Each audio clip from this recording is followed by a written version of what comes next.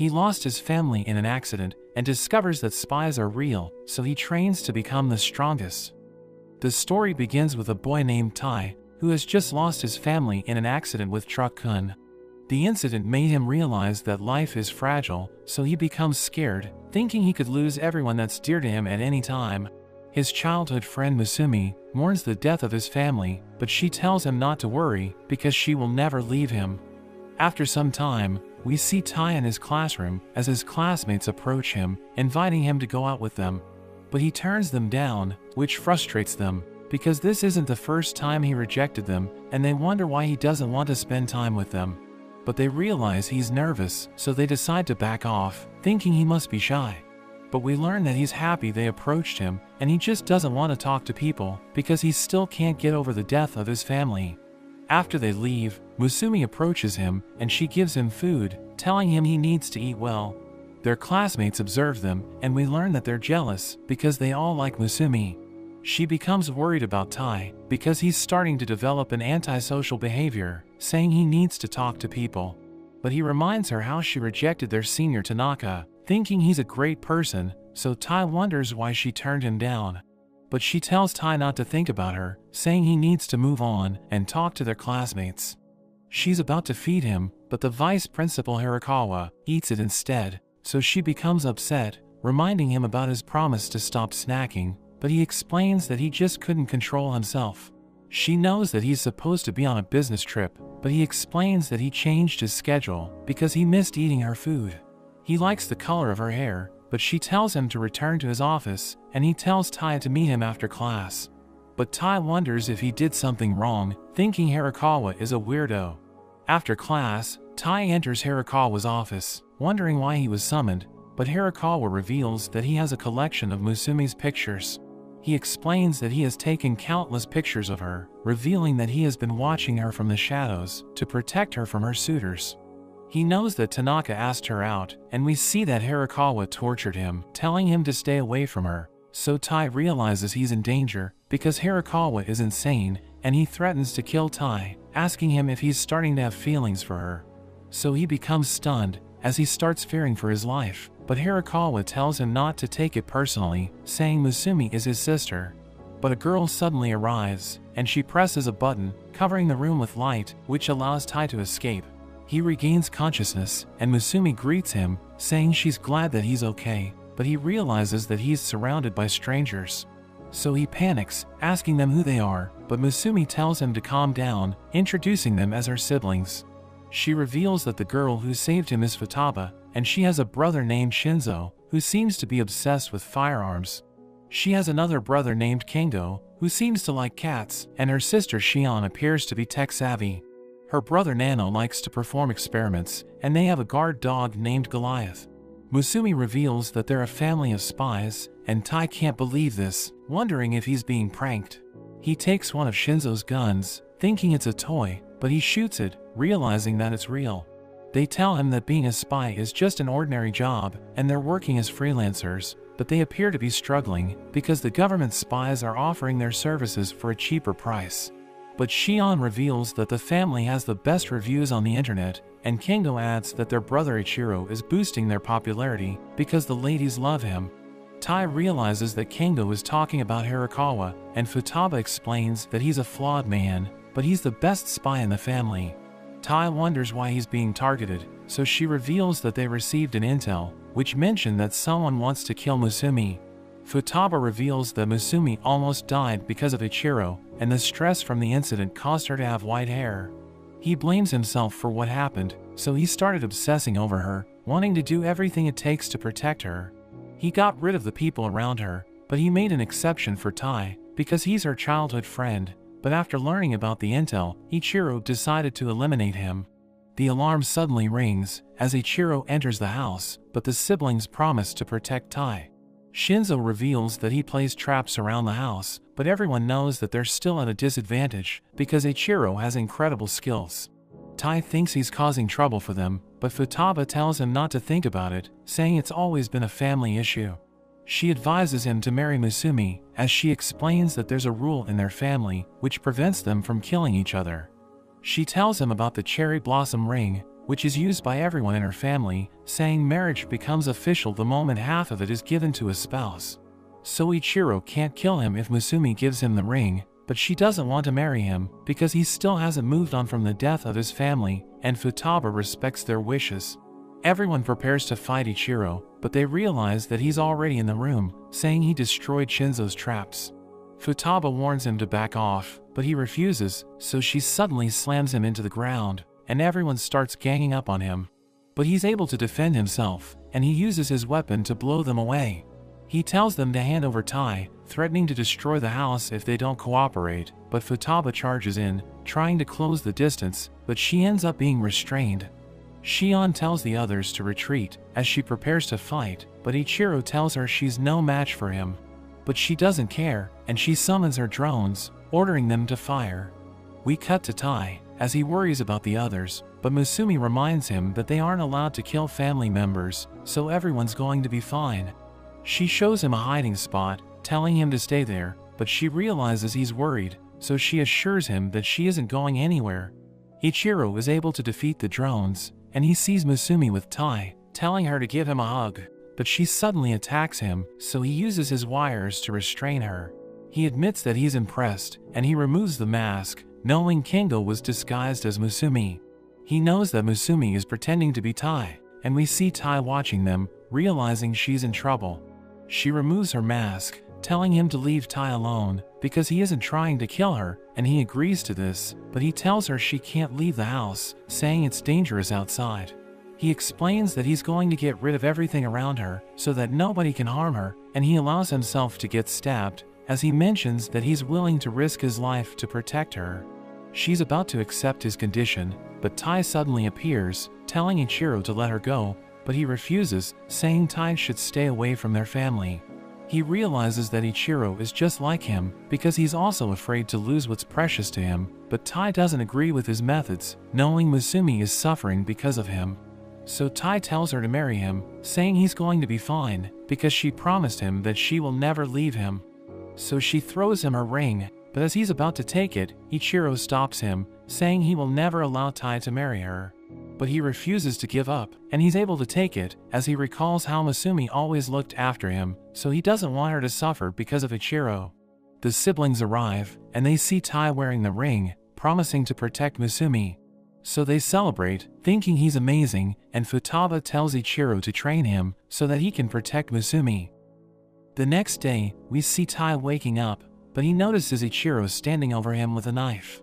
He barely dodges it, and Ichiro praises his reflexes, but Tai thinks he's trying to kill him again, but Ichiro explains that it's just a part of his training, saying that spies need to be aware even when they're sleeping. Ichiro says it's time for some exercise next, as he suddenly grabs Tai with his wires. We see Musumi preparing their lunches, but she suddenly hears Tai screaming, so she goes to check on him and finds Ichiro helping him stretch. Musumi starts to get angry, so Ichiro decides to stop. He checks the time and realizes they need to leave, so he suddenly grabs Musumi, and they jump out the window, as the house suddenly blows up. Tai wonders what's going on, and Ichiro explains that someone rigged a bomb in the house. We see them in a car, and Ichiro receives a report from Shinzo, saying the bomb was in the kitchen, so Musumi was the target. Tai wonders why someone would want to kill her, so Ichiro reveals that Musumi is the 10th head of their Yozakura family. Ichiro goes on to explain that the Yozakura family goes back to the ninjas from the Edo period, and all their descendants have superhuman abilities, but there's always one ordinary person who's born as the head. Even though they have no abilities themselves, they carry the superhuman gene, and their offspring will be able to have abilities, so it's the duty of the family to protect Musumi so they can continue their bloodline. Ichiro notes that they don't care about the bloodline, but everyone just wants to protect Musumi as her siblings. Ichiro mentions that Musumi will eventually make her debut in the underworld as the leader of the Yozakura family, so her mission right now is to gain knowledge of the ordinary world, but this also gives their enemies a chance to target them. They are suddenly shot at from behind, and Tai freaks out, but Ichiro tells him that the car is bulletproof. The men start firing with bigger guns, but the car dodges out of the way. Ichiro worries about spilling his tea, telling the driver to drive more smoothly, and we see that it's Goliath driving the car. Tai can't believe this, and the men start shooting rockets at them, but Goliath manages to dodge it. Ichiro spills his tea, so he heads out to deal with things himself. He easily blocks their bullets with his wires, and he cuts up both of the cars chasing them. He returns to Tai and Musumi, reminding Tai that he is now a part of their family, so he also must protect Musumi, planning to teach him everything about being a spy. Ichiro gives him a gun, and tells him his first mission is to protect Musumi from the assassins for the whole day. They arrive at school, and Musumi greets her classmates, but we see Tai following after her, and he does a sweep of the entire room, while the girls find him acting strange. The other boys greet Tai, but they are shocked when they see his face, wondering what's wrong with him. We cut back to the car, as Tai is shocked looking at the gun, but Ichiro tells him they can cover it up even if he kills someone. Musumi tells her brother to stop messing around, and Tai is glad to hear this, but she mentions the main threats are bombs and poison, so a gun isn't helpful. Ichiro tells him to look out for a bomber named Tamaya, saying his bombs are first-rate, and Ichiro has even used his services before, so Tai wonders why Tamaya would turn on him, but Ichiro notes that it's common for people in that line of work to easily switch sides. Ichiro reveals that Tamaya's one flaw is that he is addicted to social media, and he even posts about how his job is going. Ichiro tells them that there are hostages he needs to save, so he won't be with them, but warns Tai not to let his guard down, saying Tamaya has posted that there will be 2 more bombs, so he must protect Musumi at all costs until he gets back. Tai looks around the room, wondering where the bombs could be, and he decides to follow Musumi around, but Tamaya makes a post, saying the second bomb is in place, so he starts freaking out, and he gets hit by a ball. The other boys check on him, but he sees a figure through the window, and rushes towards them. He reaches the infirmary, but hesitates at the door, and the nurse appears behind him, wondering if he's okay. He quickly excuses himself, but we see the woman smile. We cut back to the classroom, where Musumi chats with the other girls, while Tai checks his phone, and sees that the final bomb has been placed. He thinks about how Musumi has learned to protect herself, like how she never eats anything that she's given, and how she always tries not to be alone. The boys apologize to him again for hitting him, and they give him some chocolate. He eats it straight away, and the boys are shocked he actually took it, reminding him how nervous he is when they normally talk to him. Tai instantly feels sick, so they think they should take him to the infirmary, but they remember that the nurse is away today, and Tai ends up passing out. He sees Musumi when he wakes up, and she mentions how the infirmary is closed. Tai wonders if he was the right person for her, thinking he didn't know anything about her even though they're childhood friends, and even though she is in constant danger, she was always there for him. He thinks about how he never even considered her feelings when he decided to marry her, but she suddenly bonks him, saying that she was the one who picked him, and she thanks him for marrying her. Tai is happy to hear this, but he suddenly notices a bomb on the ceiling. The bomb explodes, and the boys wonder about the sound, thinking it must be one of the science club's experiments.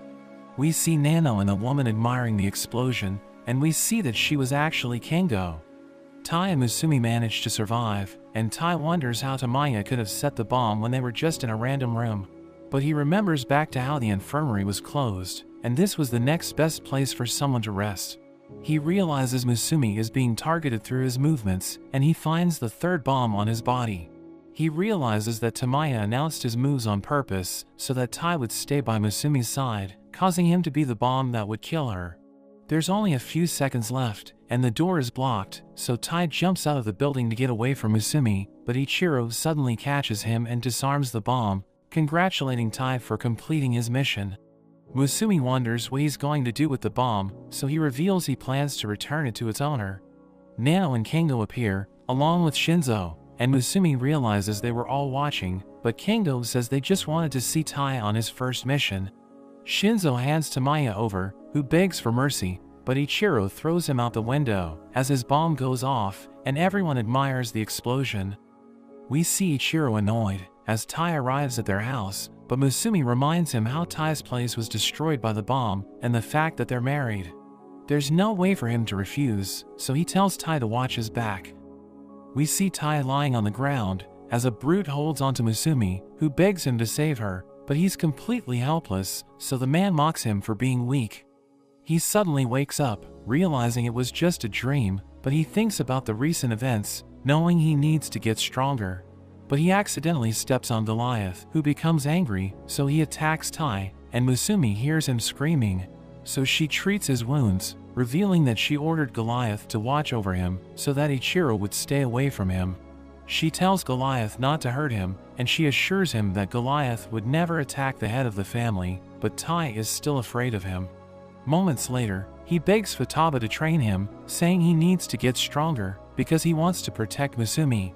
But Futaba suddenly throws him around, telling him not to rush the process because even a talented fighter needs 3 years to make progress, and she tells him that he has no talent whatsoever. She calls him a fool, saying his emotions won't help him achieve his goal, but she knows he's determined to protect Musumi.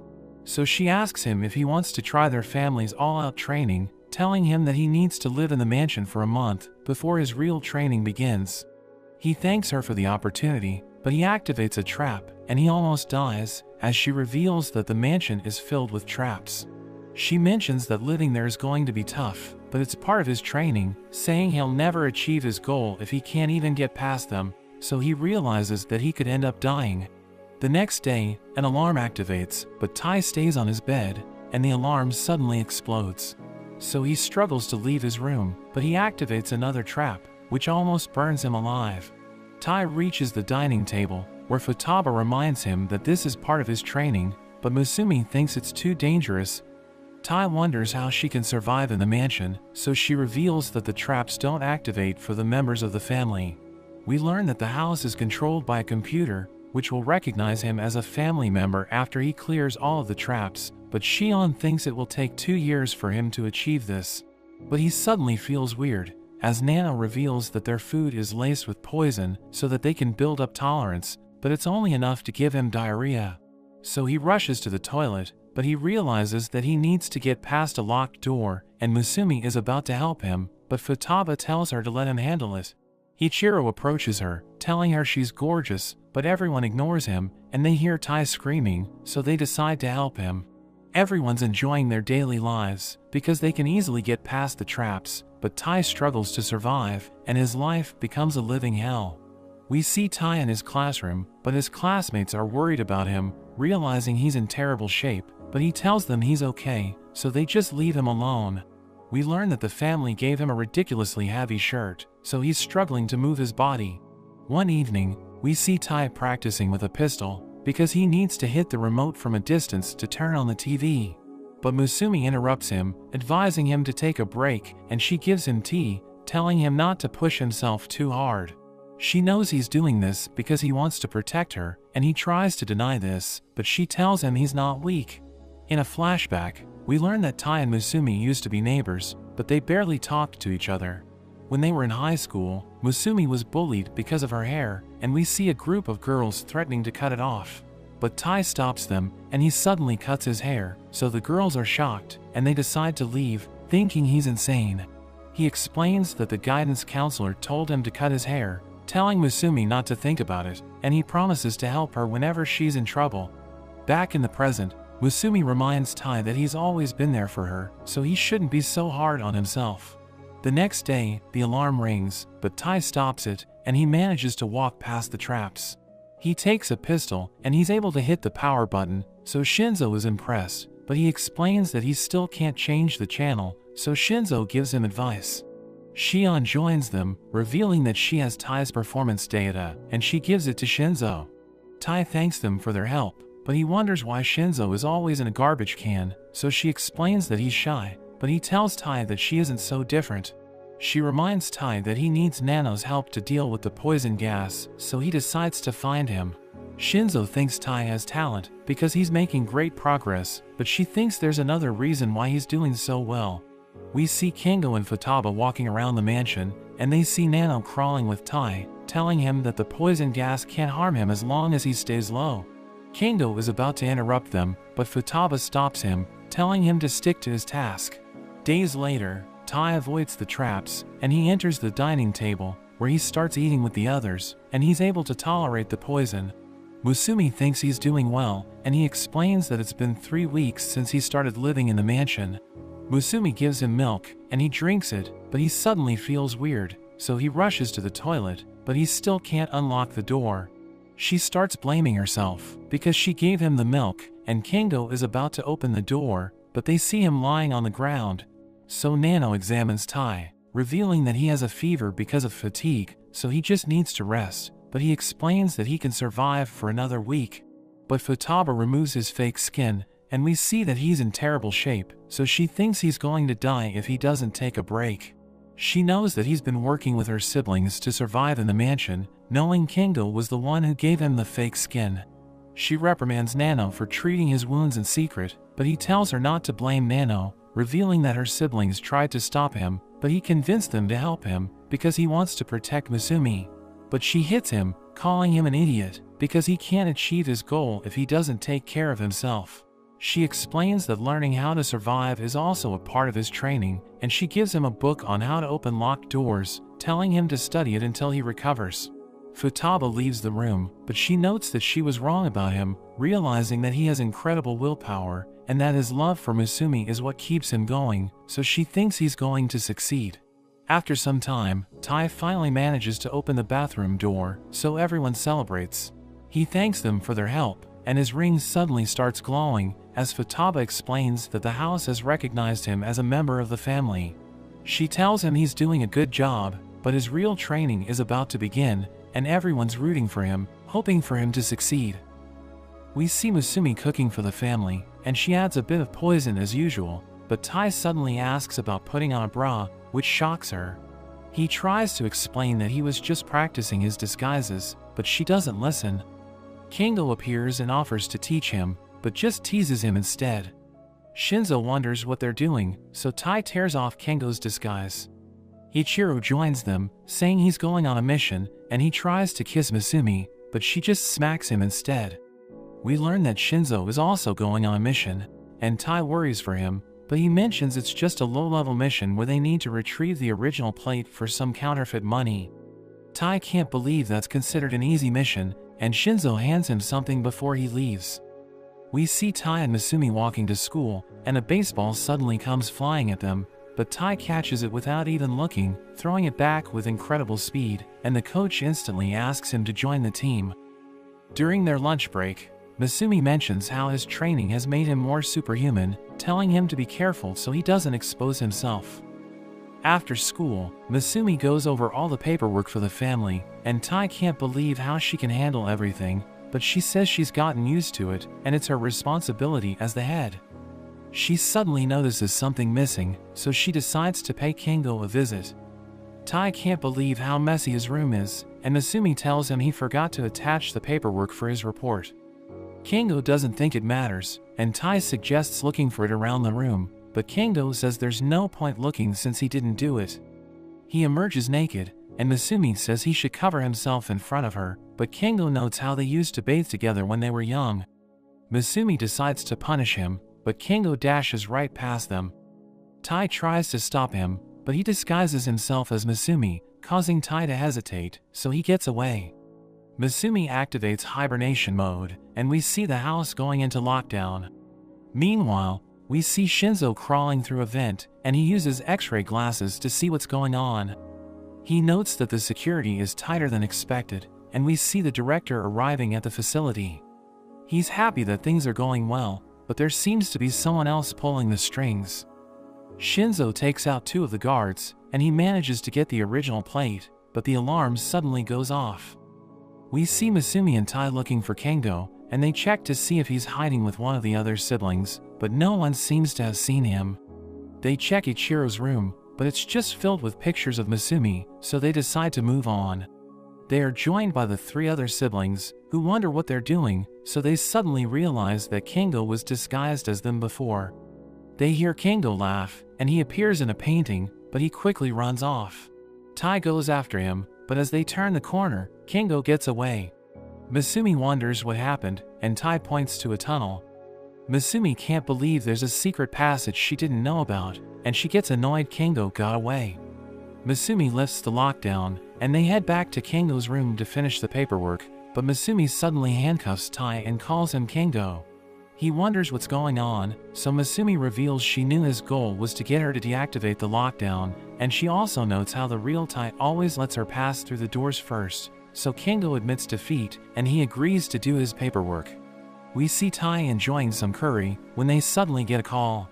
It turns out to be Shinzo who's freaking out, because there were more enemies than expected, and he used up all his weapons.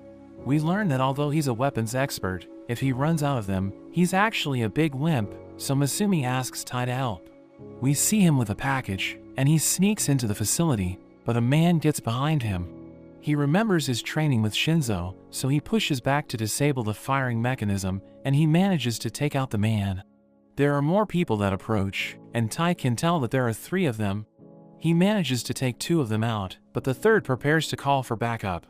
We learn that Shinzo gave him a gun, so he decides to use it, and it shoots electricity, which destroys the radio. Tai makes it to Shinzo, and he instantly hugs him, saying he was terrified. He cuddles with his new gun, and Tai thinks they should go, but they are suddenly found. However, Shinzo returns to being a Chad, and he instantly disarms them. They rush out, and Shinzo easily handles the guards. They head for the exit, but there's a sniper, and Tai gets shot in the leg. The man threatens to finish Tai off, telling Shinzo to throw down his weapon. He sees Tai bleeding out, so he throws his gun. In a flashback to Masumi, she tells Tai he can give Shinzo anything as a weapon, just so he can feel comfortable. So Tai suddenly throws him a fork, which he uses to destroy the man's gun, and he's able to finish him off. They manage to escape, and they both apologize for messing up. Tai wonders if he's okay since he's out of bullets, but he thinks he needs to get used to it so he can become stronger, since he needs to protect the family as their big brother. The next evening, we see Tai on the phone with Masumi, who invites him to go on a date with her, but a car stops over, and a strange man appears, so Tai hangs up on her.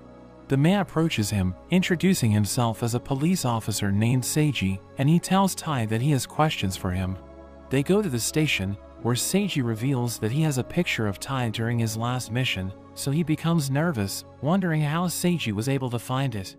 Seiji reveals that he has videos of Tai taken during the recent events, thinking he's responsible for everything, so Seiji calls him a criminal, threatening to arrest him. But Seiji thinks he's working with a secret organization, so he offers to help Tai receive a lighter penalty if he sells everyone out. But he refuses, saying he doesn't know anything, and Seiji gives him some water, but he knows it has truth serum mixed in, so he doesn't want to drink it. Seiji forces it into his mouth, but we see that he was able to catch it with a balloon, and he continues to play dumb. Seiji suddenly attacks him, and he realizes that there are dead bodies in the room, as Seiji explains that he just got rid of a drug dealer, saying he isn't afraid to take the law into his own hands. He grabs onto Tai, threatening to kill him, but he sees a thread, realizing that Ichiro is involved, and he tells Seiji he doesn't know anything. Seiji is about to hit him, but he dodges, and the blow ends up shattering the wall. We see Ichiro listening in, and he mocks Seiji for his poor performance, so Tai demands an explanation. Ichiro reveals that Seiji is his friend, saying he's been covering up the family's activities in exchange for their help with his investigations. Ichiro asks him if Tai passed the test, so he explains that Tai didn't snitch, and he's looking forward to working with him. Seiji mentions that he has a big job for Ichiro, but he realizes it's time for his next mission, so he decides to head out. The next day, Tai is exhausted because he wasn't able to get enough sleep, so Masumi is worried about him. Ichiro enters the classroom, saying he's going to be the substitute teacher, and he starts giving a lecture. Tai is about to doze off, but he senses a chalk approaching with ridiculous speed, and he dodges it just in time. We see that it left a hole in the wall, and Ichiro uses Morse code to communicate, telling Tai that he must learn to control his sleeping patterns. Ichiro mentions the dolphin, saying it doesn't go to sleep because it only deactivates a portion of its brain to get the rest it needs. He tells Tai that he needs to learn this skill, but he thinks it's impossible because humans need sleep to survive. Ichiro warns Tai that he will throw another chalk if he sees Tai sleeping, but Masumi tells him to back off, thinking he just wants to torture Tai. He's overjoyed that she's talking to him, and she tells him to stop making Tai's life miserable, but he assures her that he can pass Ichiro's test. But Ichiro suddenly shows them a pellet, and he crushes it, filling the room with sleeping gas. Musumi wears a gas mask, and she becomes annoyed, realizing that everyone fell asleep. Ichiro sees Tai sleeping, so he throws multiple chalks, but Tai manages to defend himself, and Musumi is surprised, realizing he can move while he's sleeping. Ichiro realizes he's half awake, and he starts throwing even more chalk, but Tai is able to dodge all of them, so Ichiro is impressed, and he continues to throw chalks until the class ends. But that evening, we learn that Tai can no longer return to the half-awakened state, and everyone finds him creepy because they see him sleepwalking. The next day, we see Tai reading a manual on how to date like a spy, realizing he isn't spending enough time with Musumi, so he's afraid that their marriage could end in divorce. He's about to invite her to go out with him, but he suddenly receives a call, and Seiji tells him he has an urgent mission.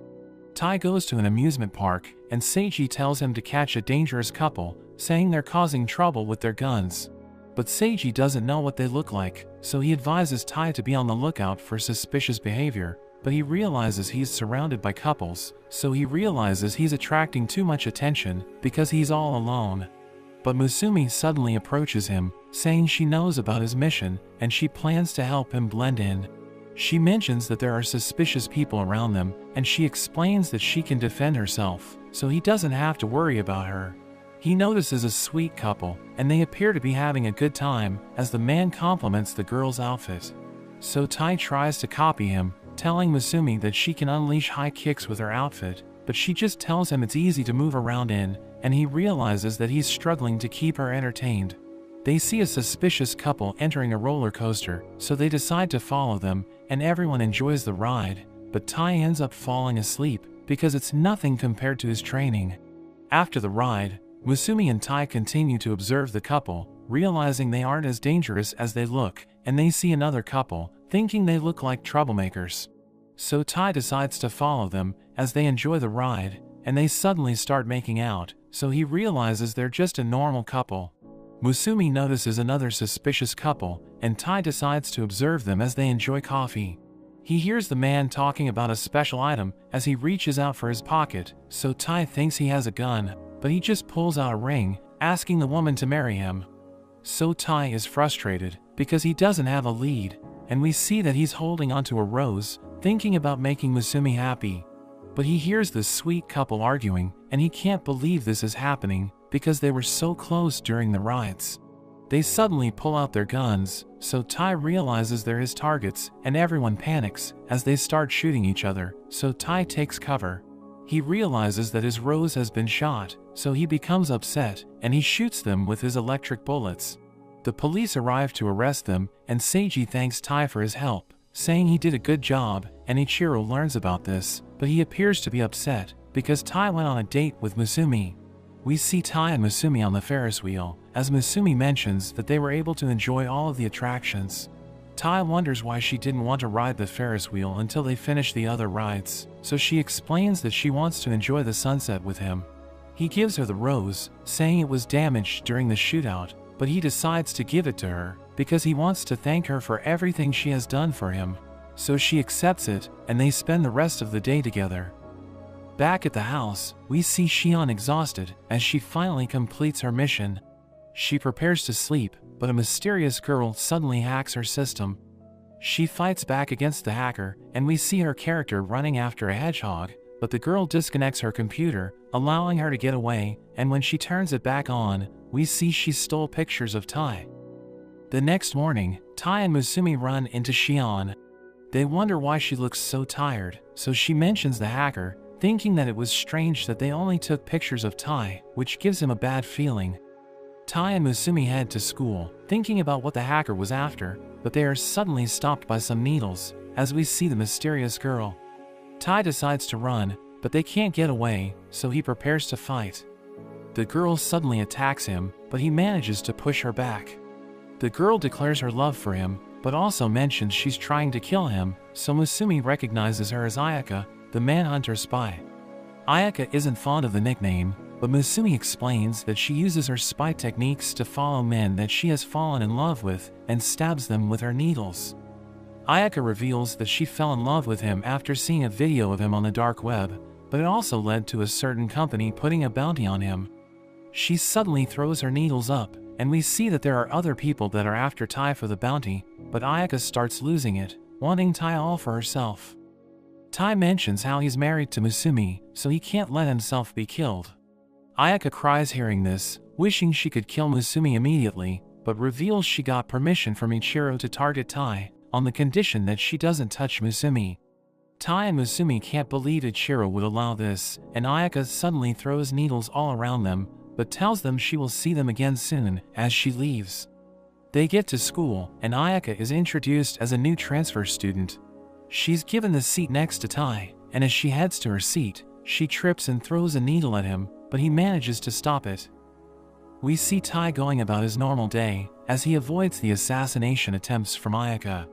He has lunch with Musumi, and he just continuously dodges the attacks from Ayaka. Ayaka starts to become desperate, so she uses her needles on everyone else in the class, explaining that she injected them all with a mind-controlling poison. She orders them to grab him, and they all hold him down. She prepares to finish him off, but Musumi gets in the way, telling her she's gone too far, but at that moment, the bounty hunter from earlier appears, and he shoots at Ayaka to get revenge, but Musumi pushes her out of the way, and Tai fires his gun at the man. He checks on Musumi, and Ayaka wonders why she saved her, so she mentions that she's happy there's someone else who can see how great Tai is. Ayaka sees her as an angel, and she falls in love with her. As they head home, we see Ayaka clinging to Musumi, and she now wants to kill Tai so she can have Musumi for herself. Tai isn't happy with this, but he suddenly gets a call from Shion. They meet with her in her room, and Musumi reveals Shion is always looking for people to play games with. Tai is confused, but Shion starts the game, revealing that they just need to defeat the enemies that appear. They start playing, and Shion mentions it's time for the boss. Tai is surprised it's so soon, and they fight against a train monster. Tai mashes his controller, and they manage to defeat the boss. At that moment on the news, there's a report about a runaway train that has suddenly come to a stop, and Shion reveals that she hacks into the systems of her targets and converts it into a game, which she must then clear to do her job. She notes that she can't always do it alone, revealing a helicopter that's about to crash into a power plant. They prepare to play the next game, and we see they need to defeat a dragon. Shion gives him a revival item just in case, and she starts fighting against the Ichiro monsters. Tai struggles against them, but he somehow activates God mode, and Shion yells at him for using cheats. The dragon gets closer to the target, but Shion uses a combo, dodging the dragon's breath, and she takes it out. Tai is impressed, but the game isn't over, as countless dragons suddenly appear, and we see that it's a swarm of drones. Shion thinks it's over for them, but Tai gets an idea. He uses the revive item to bring back the dragon, and they start wiping out the drones. We see the helicopter shooting them down, and Shion is impressed it's working. But a few of the drones manage to get past. However, Ayaka suddenly appears, and she takes them out, determined to get some pictures of Musumi. Tai and Shion manage to finish off the rest of the drones, and the mission is finally cleared. Shion compliments him on his plan, but insists on playing more games with him, refusing to let him leave. We meet a spy named Oga, as he sees Tai in a magazine, finding him interesting. But his companion Sui mentions he isn't interested, saying they need to focus on their mission. We see Tai in the middle of his training session, when he receives a call from Nano, who mentions that he needs Tai to pick him up. He reveals that he's snuck into a laboratory, which is manufacturing a biological weapon called sodium, and his mission is to neutralize it. He explains that it's stored in a capsule, and it will kill everyone within a 10-kilometer radius if it detonates, but he eats it, so Tai becomes worried, wondering if he's going to be okay. But he reveals that his body is special, because his organs can detoxify it in 3 hours, but he starts to feel drowsy. Tai reminds him that he's still in the middle of his mission, but he reveals that he put everyone in the lab to sleep, telling Tai to save him before the guards notice him, and he ends up falling asleep. Tai goes to the lab, but he realizes that the guards have been knocked out, thinking Nano isn't responsible for this. He gets spotted by a guard, who suddenly gets knocked out as Oga and Sui arrive. They recognize him, knowing he's in the middle of a mission, and Sui reveals they're from a group called Hanagiku, which is an intelligence unit controlled by the government. He explains that their mission is to neutralize the lab, and Oga uses his senses to survey the area, realizing there are guards below them, so Sui thinks they're protecting an underground base. They're about to continue their mission, but Oga wants to see Tai in action, so he tells him to join them, and Tai recalls that they just saved him, so he decides to trust them. They defeat the guards together, and Tai sees Nano, realizing he's still sleeping. But Oga suddenly tries to attack him, revealing that their mission is to kill him, and Sui reveals that they used Tai to lead them to Nano, knowing his goal is to rescue him. Sui thinks Nano is a threat because he ingested the biological weapon, so they need to kill him for national security. But Tai protects him, threatening to shoot them, so Sui attacks him with ridiculous speed, and he collapses because of his injuries. Sui calls him a fool because he let his guard down, wondering why he was accepted into Musumi's family. Sui prepares to kill Nano, but he suddenly wakes up, saying he has detoxified sodium, and he shows them a patch test, which reveals that his sweat doesn't contain poison.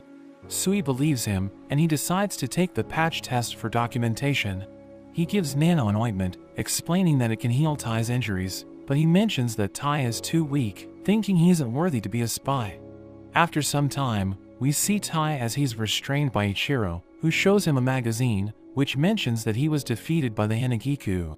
So Ichiro becomes upset, and he reveals that they have been receiving terrible reviews recently, thinking Tai is ruining their family's reputation. Ichiro calls him weak, reminding him that he can't even save Nano, who suddenly arrives with Musumi, telling Ichiro to apologize for his actions. They save Tai, but he blames himself for everything, thinking he's too weak to be in the family, but Ichiro tells him he can redeem himself, saying he just needs to defeat the Hanagiku. We see Sui on a train, as he argues with a man who is taking up too much space, but the man threatens to kill him, so Sui cuts his clothes to pieces. He realizes that Tai is watching him, asking him if he wants to get revenge, but we learn that Ichiro told him to steal the Hanagiku's intel, explaining that the best way to defeat spies is to gather information about them. Tai admits that he lacks experience, so he wants to learn by stalking Sui, but as the train reaches a station, Sui starts walking away with ridiculous speed. Tai struggles to catch up to him, but he jumps past the crowd, and he's able to reach him. But Sui suddenly attacks, destroying his clothes, and the guards surround him, thinking he's insane. But he continues to follow Sui for days, observing his behavior, and he always catches Tai, so he destroys his clothes to get rid of him. We see Sui and Oga fighting a group of thugs, as Tai joins the fight, so Sui attacks him, but he tries to evade. Oga realizes that Tai's pants are still intact, but Sui attacks again, and Oga wonders why he was also hit. We see Nano in the mansion, as he searches for Tai, so Ichiro reveals that he's using him as a chopping board. Nano asks him if he's okay, and he explains that he doesn't stand a chance against the Hanagiku, thinking he's lame, so he wants to get stronger for the family. But Nano tells him he's amazing, because he always surprises everyone with his actions. Ichiro thinks Tai enjoys the habit of getting stripped naked, but Nano punches him away, and Tai realizes that everyone has a habit. The next evening, Tai approaches Sui as he cleans a gravestone, and he becomes annoyed, so he threatens to kill him. He attacks with incredible speed, but Tai manages to catch him because he realized that Sui always starts his attacks by aiming for the center. Tai throws him away, and he's able to recover as he realizes why Tai was accepted into Musumi's family. He orders Oga to take care of Tai, so he wraps him with bandages, saying he's impressed that Tai was able to avoid Sui's attack. But Sui explains that Tai was able to discover his habits, thinking Tai has potential, so he decides to spare his life. The next day, Tai realizes that he has been featured in the magazine again, but it calls him a pervert because he always runs around naked. Nano thinks he has a strange habit, and he can't believe this is happening, but Musumi tells him she still loves him. We see Tai and Musumi walking at the park, as Tai wonders where they're going. Musumi greets Sui, and Tai can't believe this, realizing she arranged a meeting with the Hanagiku. She reveals that she knows Sui, but she tells him she's angry because he tried to kill Nano, so he explains that he was just following orders. Sui takes them to a cafe, where he orders a drink with a ridiculous name, so the bartender tells them to enjoy, as he opens a trap door, causing them to fall. Sui welcomes them to the Hanagiku, and he tells Musumi to enjoy her drink, but he advises Tai to look ahead, and he realizes that it's filled with traps, as Sui explains that it's designed to get rid of intruders. Tai struggles to survive, and he manages to reach the bottom, but Sui warns him to move, as a giant ball is about to crush him to death.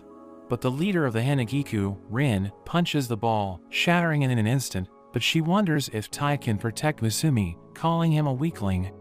They have a tea party together, as Musumi reveals that Rin was Ichiro's classmate. But she doesn't like him, and we learn that she's also fond of Musumi, so she wants Tai to protect her, thinking Ichiro is a threat to her. But Sui thinks Tai is the weakest spy in the world, so Musumi defends him, saying his soul is incredibly strong.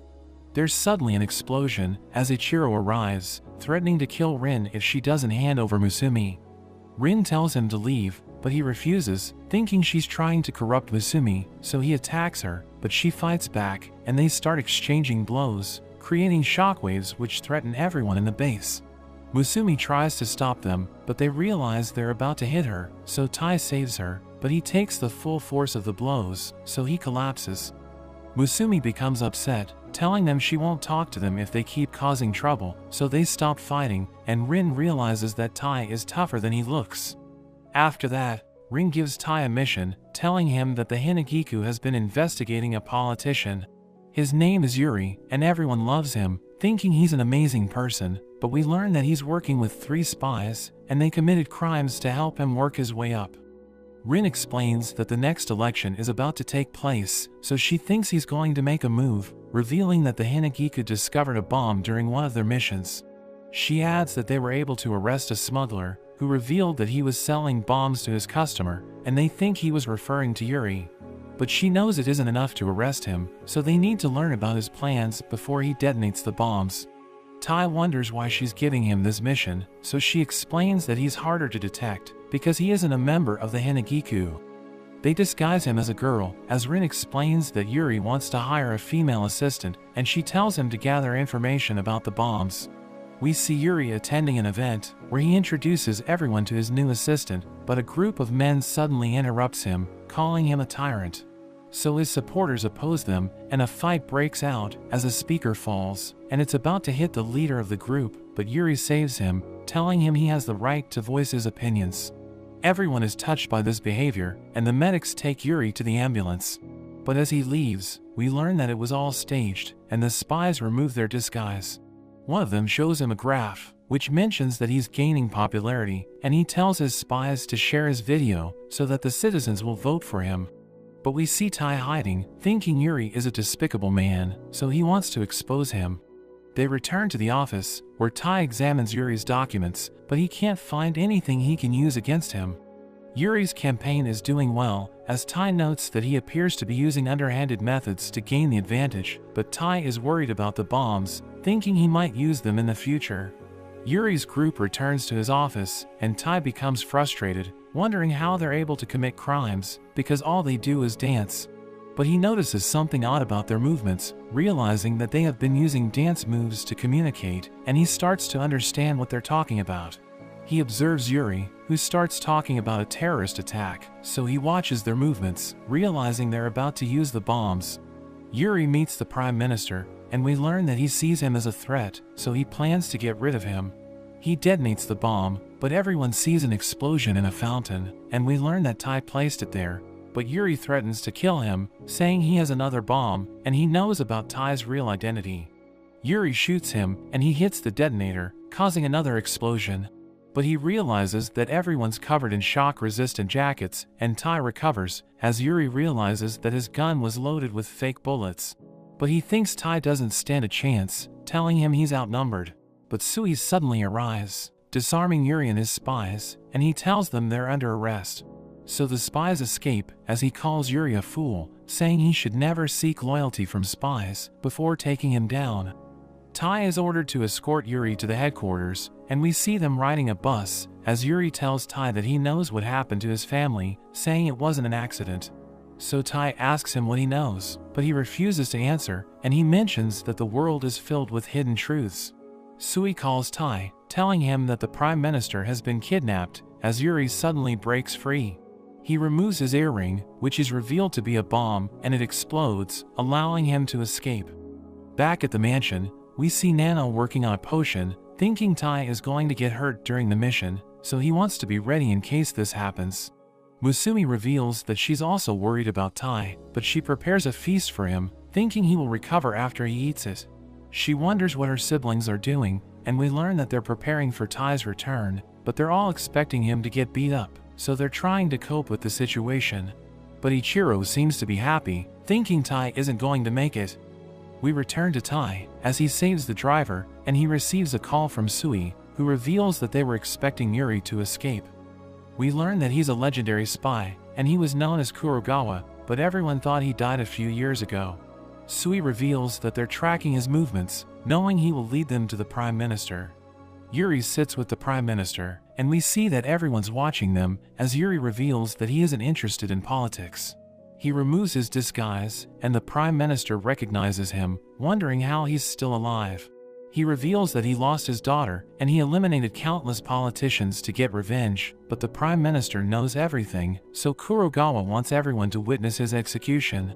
He threatens to kill the Prime Minister if he doesn't reveal the truth, but he refuses to say anything, so Kurogawa prepares to shoot him. But the broadcast ends abruptly, as Tai destroys the camera, and he tells Kurogawa to release the Prime Minister. But Kurogawa reveals that he knows about the electric revolver, saying it's going to affect the Prime Minister if Tai decides to shoot him. He fires his weapon, but he misses, as Tai suddenly charges in, and he tries to use a technique. But Kurogawa manages to take him down, and he reveals that he's familiar with the technique, knowing Tai had learned it from Futaba. Kurogawa restrains him, as he explains that he isn't the best fighter, but he's excellent at handling information, saying he can exploit it to defeat his opponents.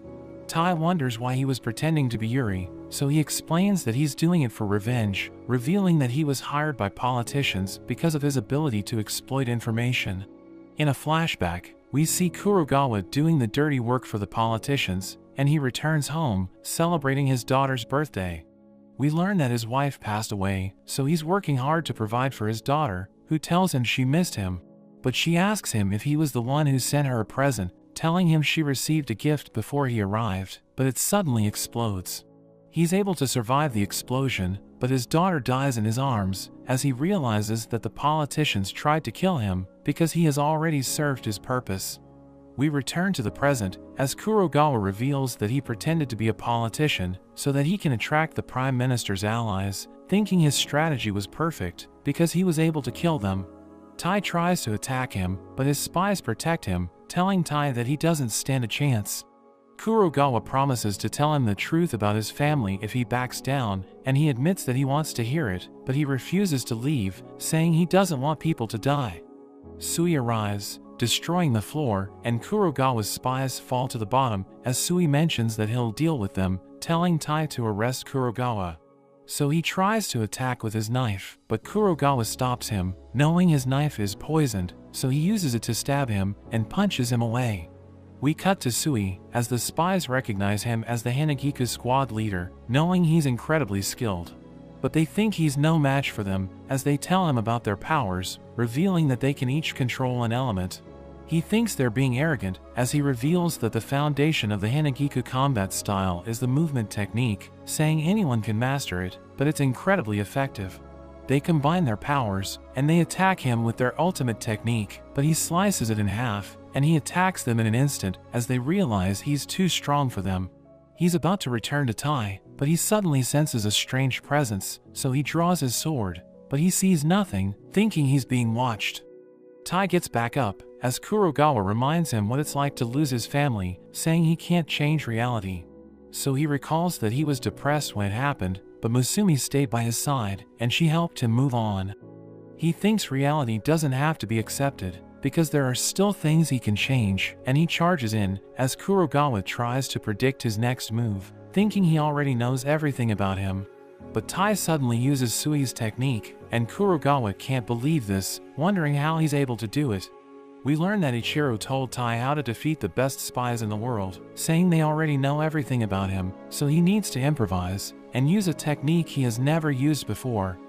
Tai uses Nano's antidote, giving him a speed boost, and Kurogawa tries to stab him, but he uses Kengo's fake skin to disarm him. Kurogawa pulls out his gun, but Tai uses his wires to destroy it, and he takes Kurogawa down, as he realizes that it's all over for him.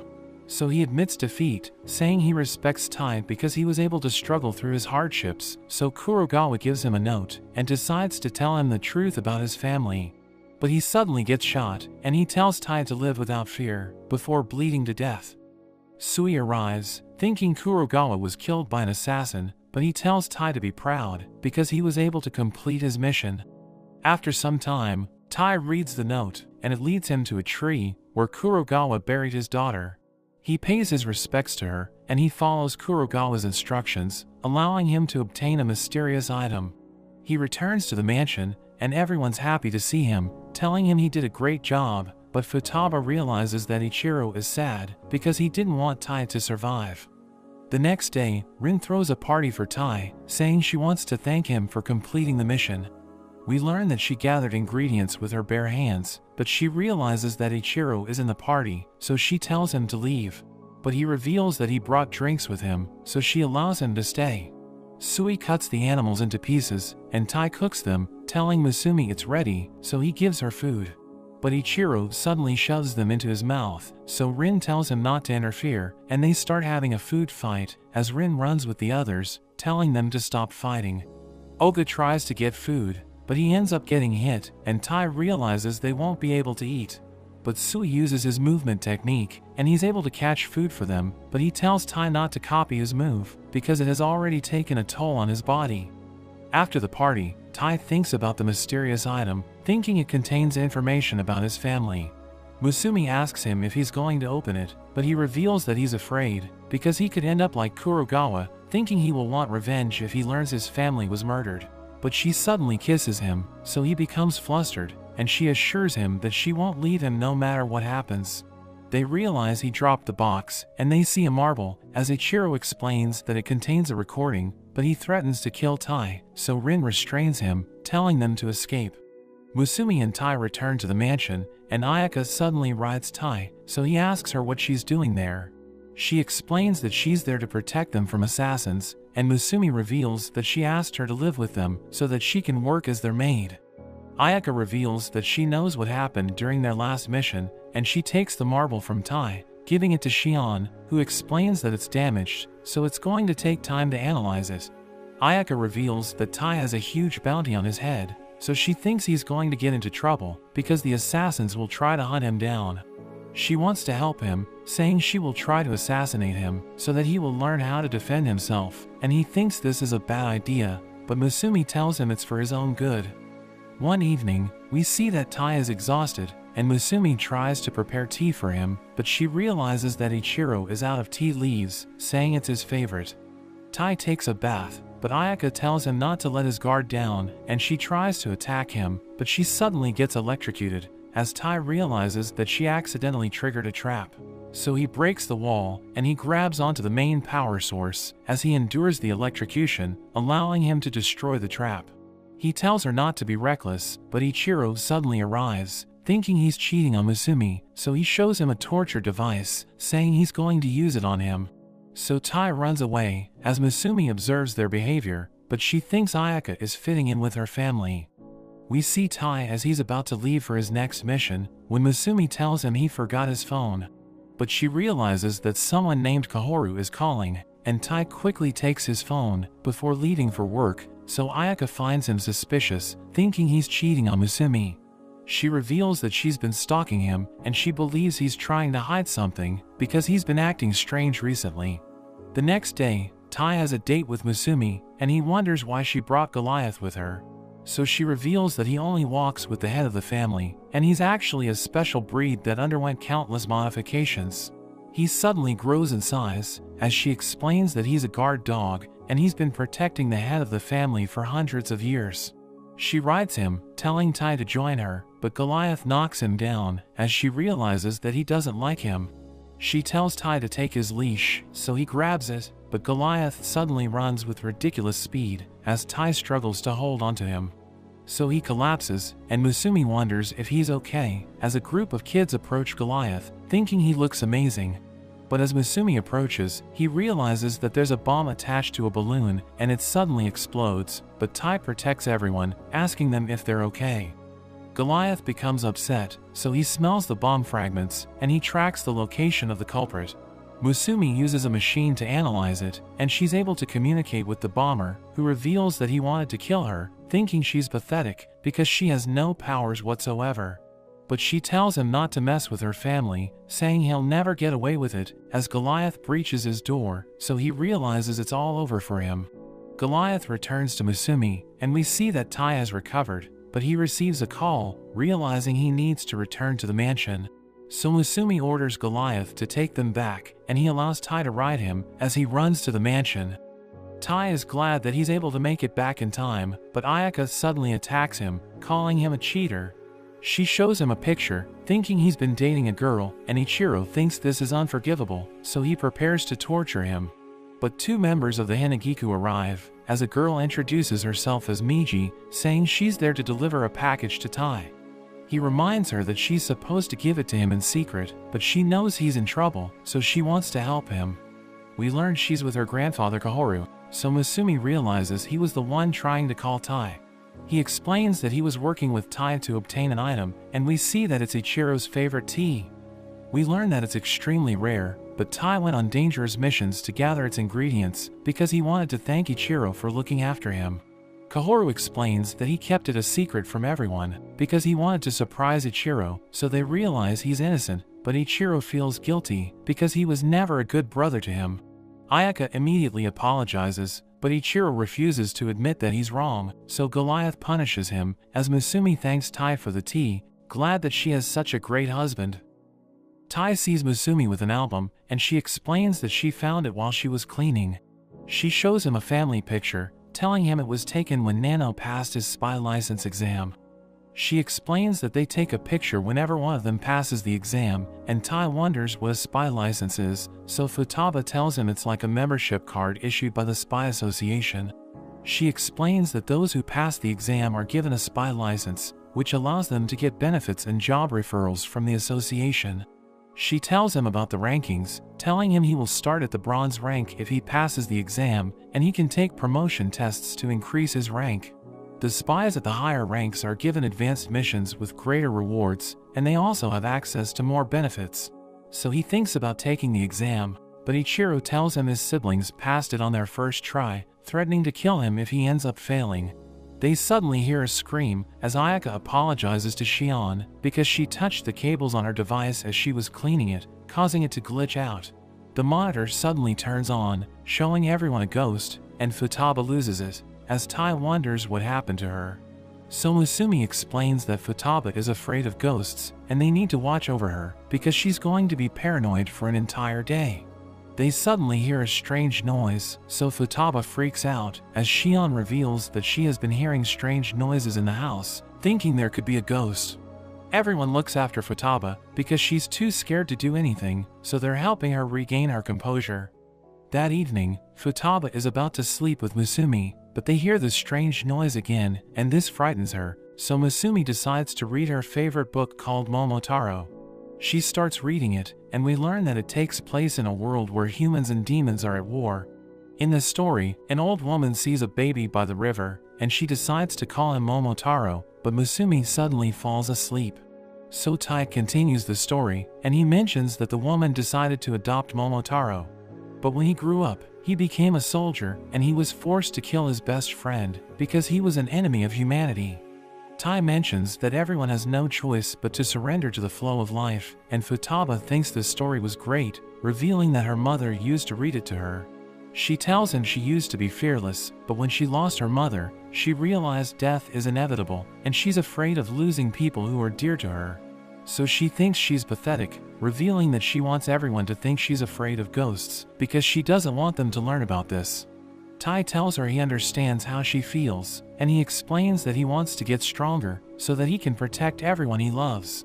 But she reminds him it's getting late, so she tells him to go to bed, and she wishes him luck with the exam. After some time, Tai takes the exam, and we see that he's doing great, so the other participants think he's amazing, but one of them sees him as a threat. During their lunch break, we see a man observing Tai, knowing he has a bounty on his head. So he tries to kill him, but another participant named Tsukiyo blows him away, reminding him they aren't allowed to fight, so the man runs away. Tai thanks Tsukiyo, who reveals that he's in love with him, so Tai realizes he's a creep, but he explains that he's serious. Musumi recognizes him, knowing he's a playboy who enjoys flirting with everyone, so she tells him to stay away from her husband. But he tells her she can't stop him, and he explains that he loves Tai because of his personality, saying he's been stalking him. They hear an announcement that the exam is about to resume, so Tsukiyo tells Tai they must finish it together. Tai goes through the practical exams, and he's able to pass all of them, but Tsukiyo won't stop bothering him. During the written test, Tai struggles to answer the questions, and he realizes that several participants have failed. Tsukiyo allows him to copy his answers, but he ignores him, and Tai manages to pass the test. After that, a voice informs the participants that they have passed the exam, and they can get their license at the end of the hall.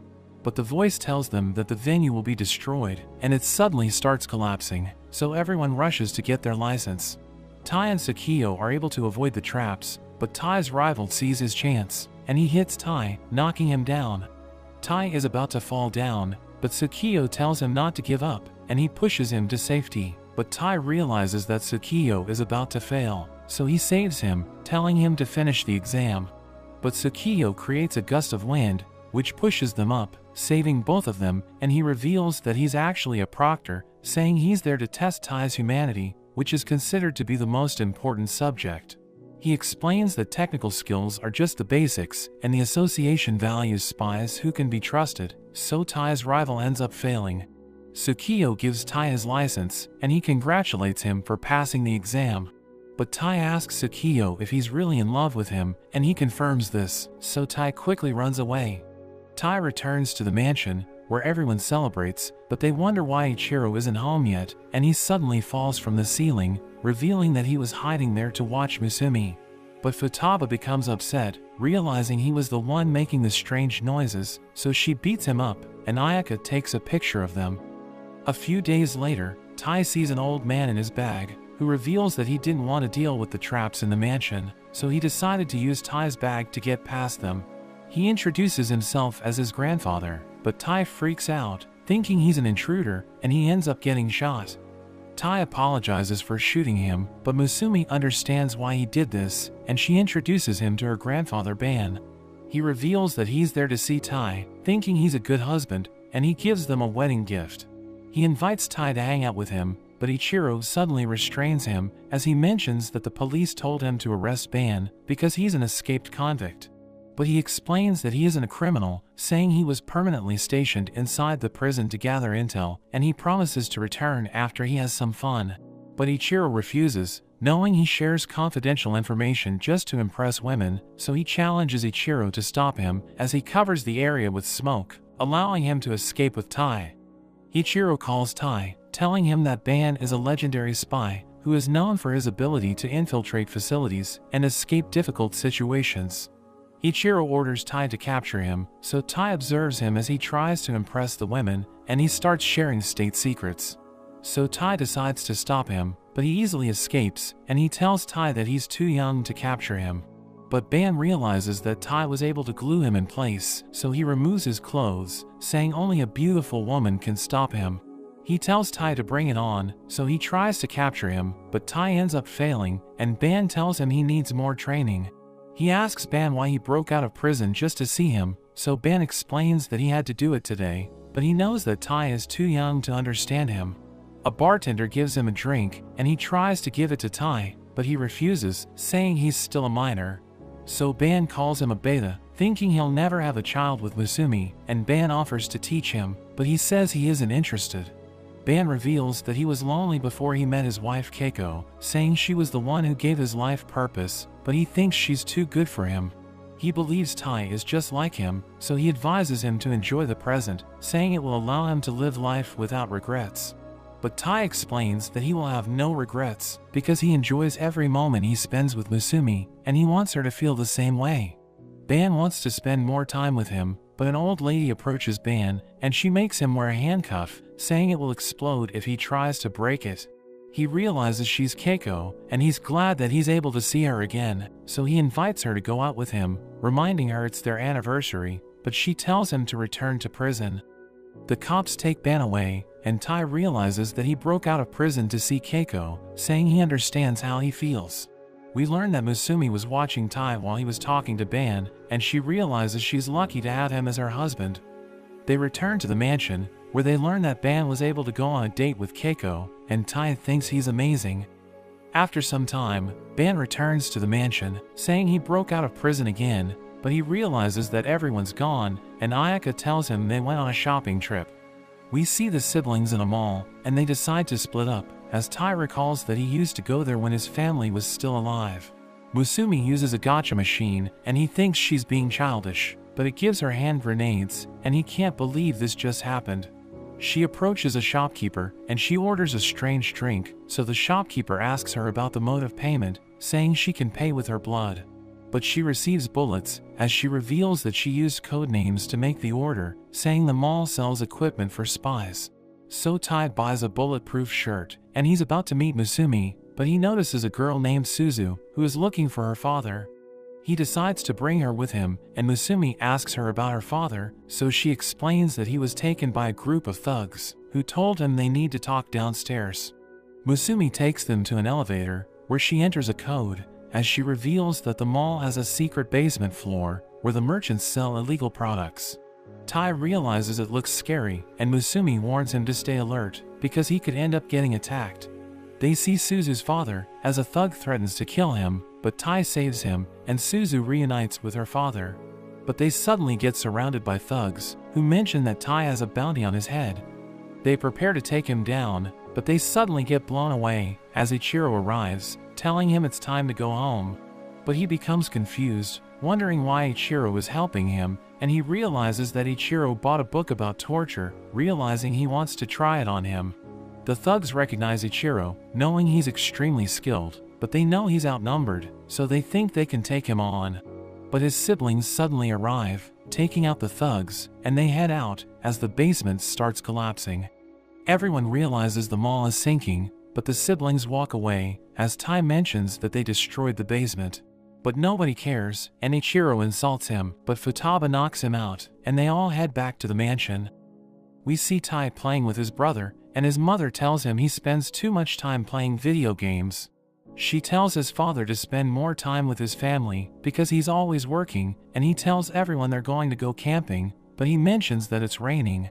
The car suddenly crashes, and Tai is the only one who survives, but he wakes up, realizing he still can't get over the death of his family. Shion finishes analyzing the device given by Kurogawa, and she reveals that it contains the guest list for her parents' wedding. She mentions that Tai's parents attended the event, but Musumi tells him to leave her, because she thinks her family got them killed. But Tai tells her not to jump to conclusions, saying he wants to be with her no matter what happens. He asks Shion to help him discover the truth, and she explains that they don't have enough information, but she's surprised that they were able to find the list, because it's supposed to be confidential. She thinks the underworld might be involved, so she suggests going to the Library of the Dead, where he can find information about people who vanished without a trace. Tai follows Shion's advice, and we learn that the library is sponsored by the Spy Association, so he can enter it using his license, but she warns him to be careful. He sees a man laughing, but the librarian suddenly kills him, telling him to keep his voice down. So Tai realizes the place is dangerous, as Shion reveals that the librarian's name is Mei, and she kills anyone who makes a noise inside the library. Shion tells him he's going to be fine as long as he remains silent, but Mei has superhuman senses, so even a faint noise can get him killed. Shion lowers the volume of his earphones, and he starts searching the area, as he tries to avoid making a sound. He sees a book about his parents, and he reads it, realizing it doesn't contain information about what caused the accident. But he sees a slot for the storage device, so he inserts the marble, realizing it's actually a key, and it reveals the truth about his family. He learns that they were targeted by an organization called Tenopo, and everyone thinks he's dead. But the book detects unauthorized access, so it self-destructs, and Shion warns him he's in danger, because Mei is coming for him. So he gets down, allowing him to avoid her attack, and he shoots an electrical outlet, causing a blackout, and he tries to escape. But he realizes that she can still track his movements, as she explains that she can hear the sound of his soul, and she prepares to kill him. Shion mentions that he can't beat her, but Musumi tells him to remove his earphones, and he obeys her instructions, as Musumi turns up the volume and screams as loud as she can. Mei is overwhelmed by the sound, and she collapses, as Tai thanks Musumi, realizing that Mei can't handle loud noises. Tai returns to the mansion, where he gets tortured by Ichiro, but he asks him about Tanopo. So Ichiro reveals that they're an extremely dangerous organization, and they were the ones who killed Musumi's mother. He knows they're after Musumi, so he's trying to track them down, but he can't find information about them, and the only thing he knows is that they all have the same tattoo. But he thinks Tai's family could provide clues, because he knows they were killed by Tanopo, so he checks their background, realizing Tai's father worked in a hospital, so he looks into the medical industry. He discovers that 15 health workers died within a month, and they're all connected to a doctor named Makoto, so Ichiro sees him as a person of interest. Tai disguises himself as a patient, so that he can infiltrate Makoto's clinic, and Musumi also wears a disguise, saying she will act as his over-supportive wife. They enter the clinic, but Tai mentions that he feels heavy because Ichiro placed weights on his body, so that he will move like an old man. They meet Makoto, who gives him a proper checkup, saying he appears to be healthy, and Tai notes that he seems like a good doctor. Musumi starts feeding him, but he tells Musumi he can feed himself, saying nobody's around, but she tells him they can't let their guard down. She mentions that she wants to have a peaceful life with him, so that they can spend more time with each other before they pass away, and he notes that he wants her to be with him during his final moments, saying he doesn't know what to do without her. She's happy to hear this, but he realizes he was thinking out loud, so he tells her he didn't say anything. That evening, Makoto heads out, and Tai sees his chance. So he sneaks into Makoto's office, and he goes through his records, thinking it looks suspicious, so he uses Shion's program, and he's able to open a document from Tanopo, which is about a project they're working on. He realizes it's connected to Musumi's family, and we learn that his siblings are talented, because there's a special protein called somian in their mother's blood, which grants them superhuman abilities. Tanopo knows that it can be used to strengthen others, so they're planning to use it as a doping agent, but it can't be created synthetically, so the only way to acquire it is by taking Musumi's heart. But Makoto suddenly returns, and he attacks Tai, removing his mask. Makoto can't believe he's still alive, thinking he's supposed to be dead, and he asks Makoto if he killed his family. But he refuses to answer, saying nobody can stop them, as Tai sees the tattoo on his neck. He stabs Tai, but it hits Ichiro's weights, and Tai kicks him away, saying he will protect Musumi as he fires his gun, but he realizes Makoto is immune to his attack. He presses a button, and Tai is blinded by a flash of light, as Makoto uses the opportunity to escape with his computer. But Tai reveals that he already extracted the information, and he plans to expose Tanopo so that he can protect Musumi. Tai checks the information, but he realizes that it's difficult to locate Tanopo's headquarters. He sees receipts from a hotel called Dandelion, so he looks it up, thinking it looks suspicious. Meanwhile, Makoto reports to the other members of Tanopo, and he tells them about his encounter with Tai. He knows that Tai is Musumi's husband, thinking he's going to keep pursuing them, and Makoto mentions that he wants to try something when he gets the chance. The next day, Tai wakes up on a boat, so he panics, wondering how he got there. Ichiro greets him, saying he took them to the Pacific Ocean because he wants to spend time with him. They go fishing, and Tai is able to catch a fish, as Ichiro gives him advice, but he freaks out, wondering why Ichiro is so friendly with him. Tai thinks he's planning to throw him into the ocean, but Ichiro tells him there's no need to be suspicious, because he just wants to give him an offering for pouring his soul into training. Tai suddenly catches a man, who boards the ship, trying to kill him. So he fights back, knocking the man out, and Ichiro tells him this is part of his training, revealing that he used to do it with Futaba when he was a kid. But he explains that the man really wanted to kill Tai, showing him a flyer he distributed to lure enemies in. Several bounty hunters appear, as Ichiro reminds Tai that he's still at the bronze rank, telling him the others were able to get to silver when they were still in grade school. Ichiro mentions that the drill is supposed to be easy, but he can understand why Tai is struggling to complete it, saying he's just an ordinary person. But he explains that he can handle it because he was trained by their siblings, and he manages to overpower his opponents. But everyone sees a torpedo approaching, so they panic and it hits the boat, blowing it into pieces. Tai saves the bounty hunters, wondering who fired the torpedo, and he sees the symbol of Tanopo, as Ichiro explains that they have an unmanned fighter in the ocean, which protects their smuggling route. He tells Tai that they have connections from all over the world, so even the best spies would struggle against them, telling Tai to back down, because he doesn't stand a chance. But he explains that he doesn't care, because he's willing to do whatever it takes to protect Musumi, and Ichiro tells him they're on the same page. He throws him away, and as Tai dives into the water, he sees another torpedo, so he wraps his wires around it, but it pulls him away. Ichiro tells him it's going to kill the bounty hunters in 30 seconds, saying he's been sacrificing himself to protect others, but now that he's a professional spy, he needs to remember his training. So he uses Shinzo's knife to open the outer shell, and he remembers his siblings' advice, as he uses a device to disable the torpedo. It rises to the surface, and the bounty hunters thank him, knowing he just saved their lives. We see the sub that fired the torpedo, as the operators wonder why it didn't explode. They suddenly see Ichiro approaching, and he tells them their weapons can't defeat his family, as he slices the sub into pieces. After that, Ichiro reveals that the Dandelion Hotel has links to Tanopo, saying Seiji gave him a tip, which mentions that Makoto is staying in his suite. So Tai decides to investigate it, as Ichiro tells him that Shinzo is on his way to help. Ichiro thinks Tanopo is confident in their ability to fight back, and he warns Tai that he's going to get killed if he gets caught. Tai tries to use the elevator, but it scans him, and he gets punched away, as an employee tells him that only VIPs are allowed to take the elevator to the suite floor. So he tries using his gecko gloves to climb the building, but he sees a couple fighting, and he ends up getting hit. So he falls off the building, and he lands in the pool, but he panics, realizing he almost died. He suddenly hears a woman ordering an employee to take her pet to the suite room, so he comes up with a plan. We cut to Makoto, as he talks to the owner of the hotel named No Man. He reveals that he brought the latest batch, saying it's an improved version with less side effects, but Tai suddenly arrives, telling them to surrender. But they see him disguised as a cat, so they become confused. Makoto recognizes his voice, telling him he doesn't have time to fight him, and a helicopter arrives, as No Man destroys the glass, throwing it at Tai. He knocks him back, recognizing him as the husband of Musumi, and Makoto uses the opportunity to escape.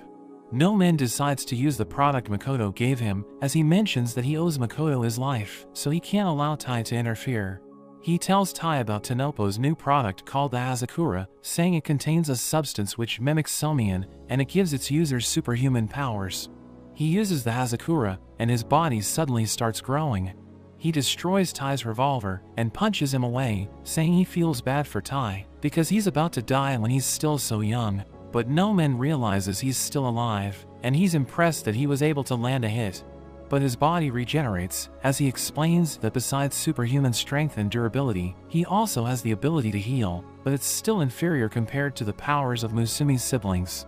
He's about to kill Tai, but the ground suddenly starts shaking, as Shinzo arrives, and he blasts No Man with a laser beam.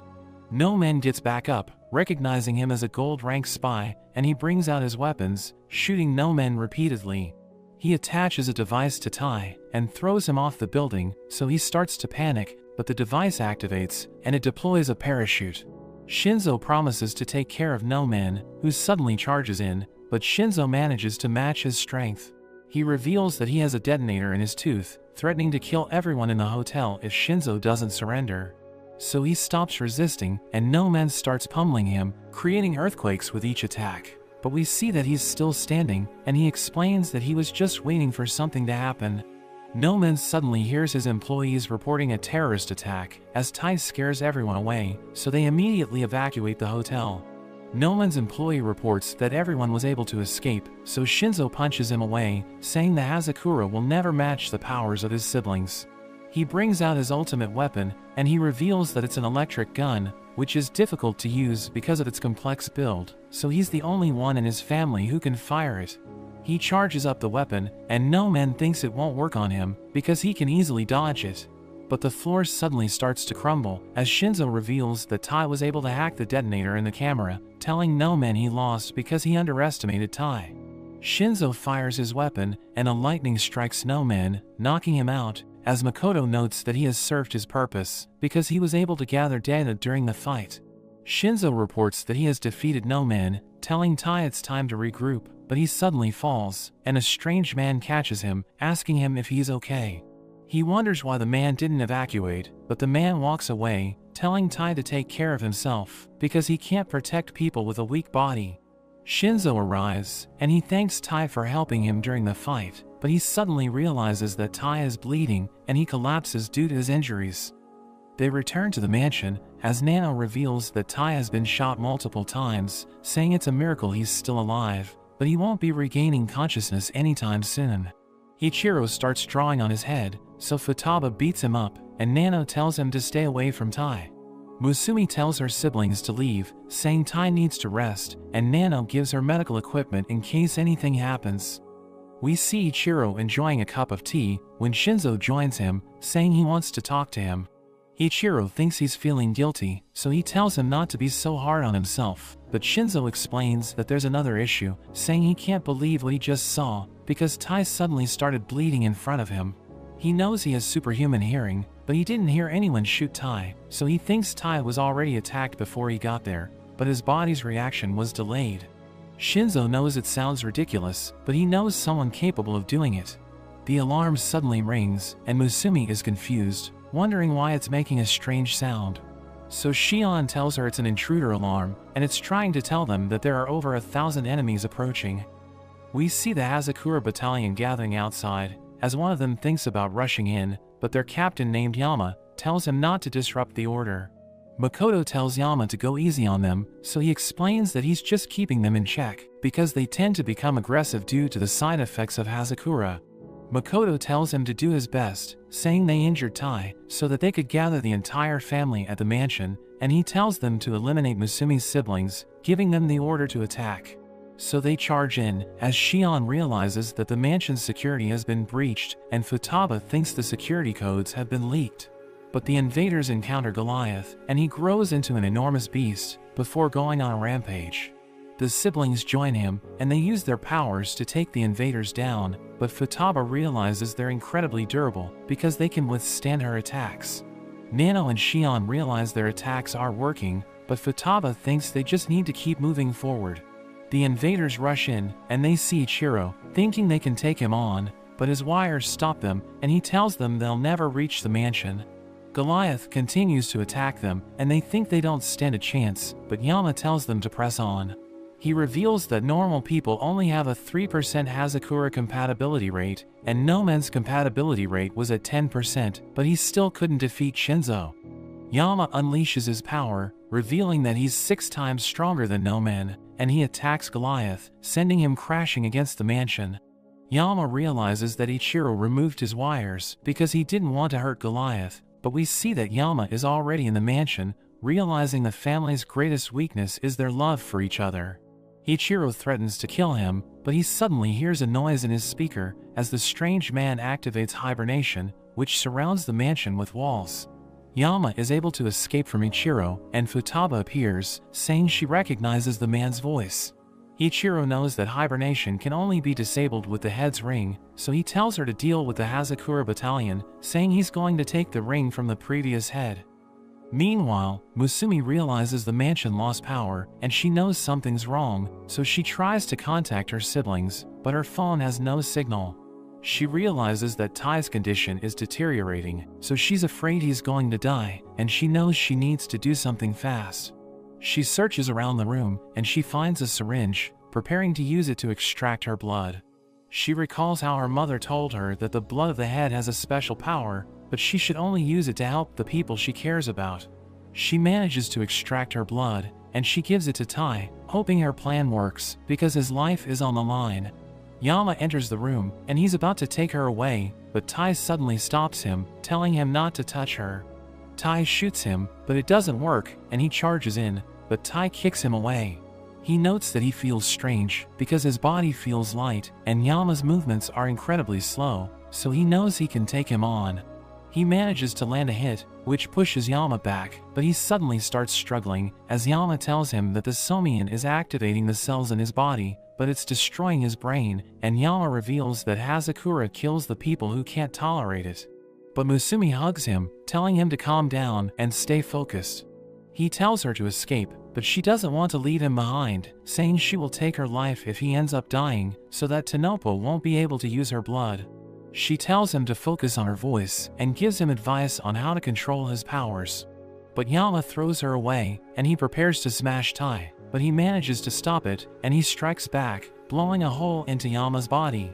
He wonders why he can't regenerate, and he calls Tai a monster as he falls to the ground. We return to Ichiro as he heads to the woods, where he meets the strange man, calling him his father. Ichiro asks him to return the ring, but he's glad to see that his children are doing well, and he mentions that Tai has awakened a new power. But Ichiro asks him why he's working with Tanopo to make Tai stronger, knowing Musumi would never use her blood on Tai. So Ichiro thinks his father injured Tai, and planned everything in the attack, so that she would be forced to give Tai her blood. Ichiro asks him why he did it, but he explains that he just wants a strong husband for his daughter, and he mentions that he has achieved his goal, so he decides it's time to leave. But Ichiro tells him he hasn't changed, telling him to stay away from Tai and Musumi, as he unleashes a powerful attack, which cuts down everything in its path. Musumi is happy that Tai made it, but she becomes worried, thinking her blood could kill him, so he hugs her, thanking her for saving his life. Shion interrupts them, revealing that she was able to rebuild their old emergency hotline, so she can contact them even without signal. She tells them to stand by, as Futaba blows away the Hazakura battalion, telling her siblings to clean the yard. Shion tells Kendo to lure the enemies to a trap, so that they can all be captured at once, and he disguises himself as Musumi. He starts running away, as the enemies chase after him, and he leads them to Nano. They surround him, thinking it's all over for him, but Nano smashes the ground, as he jumps away with Kendo, and the Hazakura battalion falls into a pit, as Shinzo traps them in a giant ball. They try to break out, but they realize that they can't destroy it, and Futaba spins them around, and then blows them away. We see that Ichiro's attack didn't work, because his father was able to catch all the wires, reminding him that he was the one who taught him how to fight. But Ichiro still manages to restrain his father, telling him to surrender his ring, and he mentions that he's proud of his children, as Ichiro takes his ring. The hibernation is deactivated, and everyone's glad that Musumi and Tai made it, but they wonder how Tai has already recovered, because he was in critical condition. He suddenly goes berserk, so everyone restrains him, as Nano mentions that he's experiencing the side effects of Somian. Ichiro explains that it awakened all of the cells in his body, but it's extremely difficult to control, because the body and mind are unable to handle the blitz of excessive information.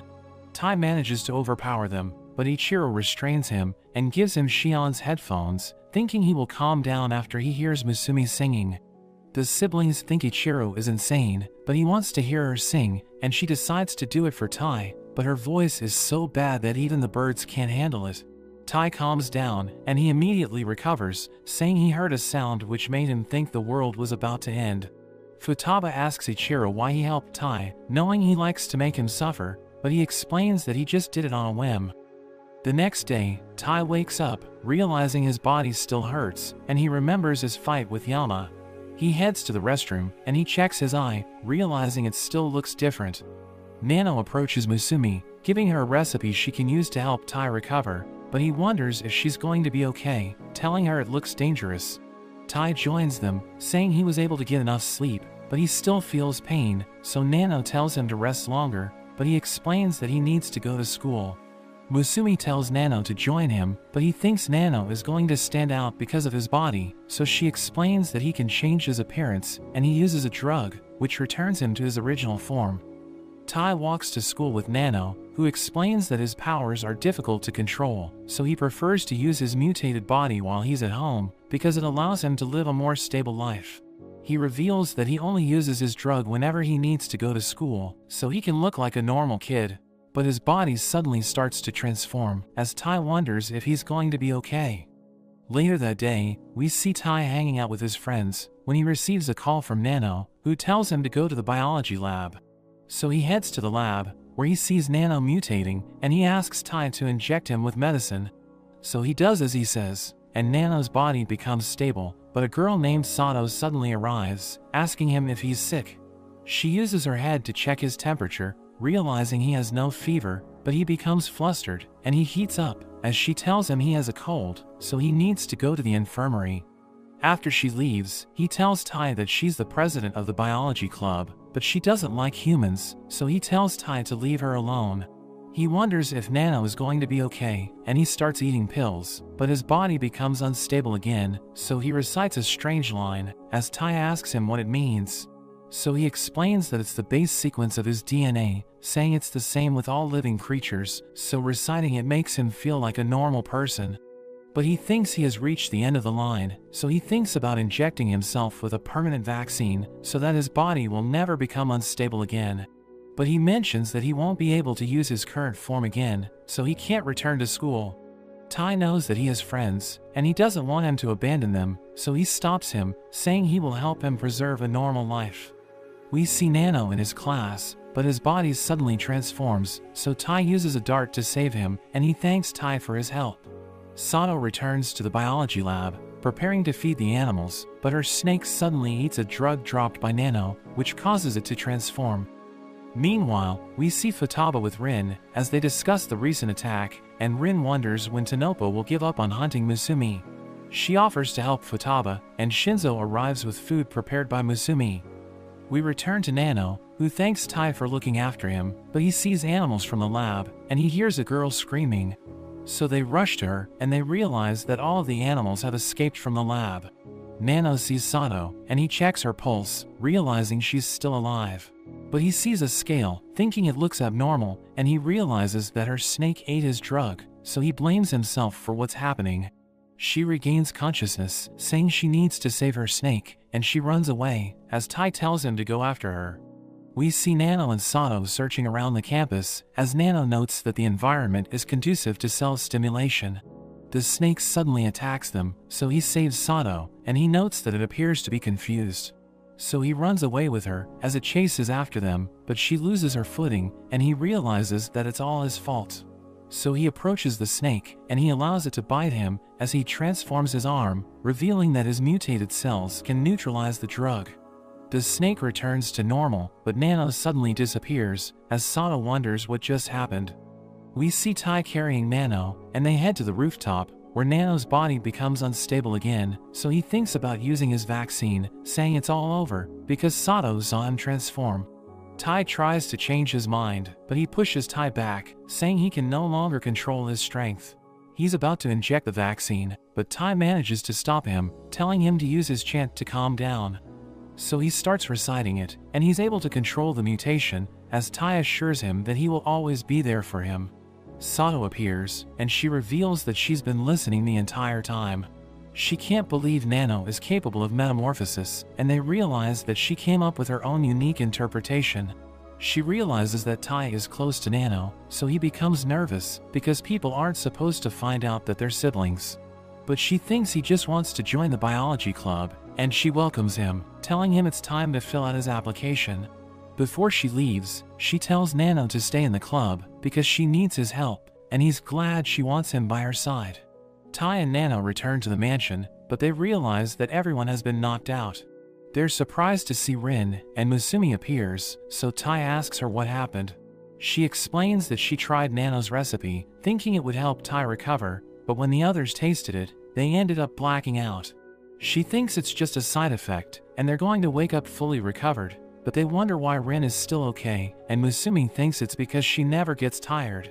She tells Tai and Nano to try it, but they already know what's going to happen, so Nano decides to create an antidote immediately. Tai has a sparring match with Shinzo, but he loses his footing, and Shinzo delivers the finishing blow. He tells Tai that swordsmanship is all about balance, and Somi intends to go to his eyes and hands, but it's more effective if he focuses on his senses. Shinzo decides to give a demonstration, and he overpowers Tai by attacking him with ridiculous speed. He tells Tai that he still isn't used to his powers, so he shouldn't use it for too long, and Ichiro joins them, telling him to wield his power with purpose because it will make him stronger. Shinzo gives him a training regimen, but he thinks it's too brutal, and Ichiro tells them he's heading overseas to complete a mission. But Musumi suddenly appears, and she reveals that she took part in a raffle, where she won tickets to the endless hell hot springs. They return to the mansion, where Musumi tells Tai about the hot springs, saying it's a resort for members of the underworld. But they realize that Ichiro is depressed, because he's the only one in the family who can't join them. He tells her he's going to ditch his mission, but Futaba hits him, telling him to fulfill his duties, so he throws a tantrum, saying he needs to protect Musumi from perverts. But she promises to spend time with him next time, and wishes him the best of luck, so he decides to be quick with his mission. But before he leaves, he warns Tai not to bathe with her, or else he will kill him. They make their way to the hot springs, as Shion mentions that she knows a shortcut, but Shinzo panics, as their car falls into a lake. Tai thinks they're going to die, but she transforms the car into a sub, as she explains that it's impossible to reach the hot springs by normal means. They go through a cave, and they eventually reach their destination, but Tai realizes that it's filled with dangerous people. Futaba tells him not to worry, because the guests aren't allowed to fight each other on the premises, but a man recognizes them, and Shinzo recalls that Ichiro beat him up during one of his missions. The man prepares to fight, but the hostess named Emma stops him, asking him if he forgot about the rules, so he decides to leave. Futaba recognizes her, telling her Ichiro can't join them because he's on a mission, and she introduces Tai as Musumi's husband. Emma shows them their rooms, and Shinzo and Kengo rush in, as Nano explains that fighting over the chairs by the window is a family tradition. Nano asks Shinzo if he can take the spot, and Shinzo can't resist his cuteness, so he allows Nano to sit as long as he likes. Kengo calls Shinzo a loser, and Tai mentions that he remembers his little brother, who enjoyed sitting by the window, so the brothers start crying, as they tell him to take a seat. We cut to Musumi, as Futaba asks her if she's going to tell Tai something important, so she realizes that Futaba was onto her. She thinks this is the right moment, and she tells her not to worry, because she believes Tai will accept it. Everyone gathers at the banquet hall, where the siblings enjoy their meals, but the man blames them for destroying his organization, and he pours his beer on Futaba. But she suddenly starts laughing, saying it tastes great, and she throws the man around, as her siblings realize she's drunk, so Tai escapes with Musumi, as the others try to stop her. Tai takes Musumi to her room, as she tells him they have a private bath, and she invites him to join her. We see Emma escorting Ichiro to the banquet hall, as he reveals that he has already completed his mission, because he wants to protect Musumi. But as they reach the hall, they realize that everyone's fighting, and the siblings are surprised to see Ichiro. Tai joins Musumi in the private bath, as she reminds him that they're already married, so he shouldn't be embarrassed. She reveals that she used to bathe with her brothers when she was little, and they hear a commotion, as they realize that Futaba is still on a rampage. He explains that he's enjoying the moment, but she mentions that she needs to tell him something, as she stands up, so he becomes flustered. But he realizes that she has a scar on her chest, as she reveals that she was abducted by Tanopo, and they almost removed her heart, because they know it's filled with somian. They wanted to use it to produce thousands of superhumans, but she knows that it would cause suffering, because the body needs to be weakened before it can adapt to her blood. This explains how Tai was able to gain his powers without any major side effects, and she tells him she was out of options, so she was forced to give him her blood. But she knows that her father set everything up, because he wanted Tai to acquire the family's powers. She recalls that he promised to save her mother, but she doesn't know why he's been acting strange, thinking everything about him is a mystery.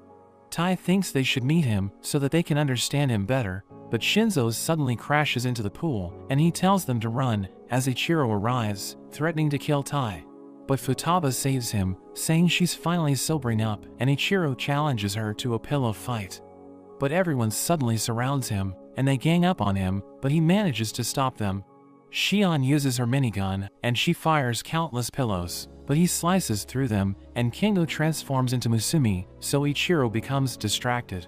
He restrains Ichiro, as everyone charges in, attacking him with their pillows. The next day, we see that they were able to defeat Ichiro, so they celebrate, thinking their victory will go down in history. We see Oga and Sui as they infiltrate a Tanopo facility, and they enter the storage area, realizing it was used to store Hazakura, but it's already empty. Oga sees a bomb, and it detonates, destroying the facility, as Makoto watches from a distance, saying he's glad that everyone's doing well. Oga and Sui are able to escape, and they realize that Tanopo is one step ahead of them, thinking the information they gathered was outdated. Meanwhile, Ayaka tells Musumi that the Hinagiku have been helping them investigate, but they still can't find clues about Tanopo. She mentions that Tanopo appears to be transporting something on a regular basis, thinking it's Hazakura. She explains that they can't pinpoint the destination, but they were able to figure out the routes, and the siblings have started their investigation. We cut to a train, where we see Musumi's father drinking with Makoto. He takes a box of steamed dumplings, and he opens it, as everyone mentions that it smells weird. Tai is working as a porter, and he struggles to perform his duties, realizing that he can't open the train's windows. He takes a break, as he mentions that nobody looks suspicious, so he wonders if Tanopo is using the train as a transport.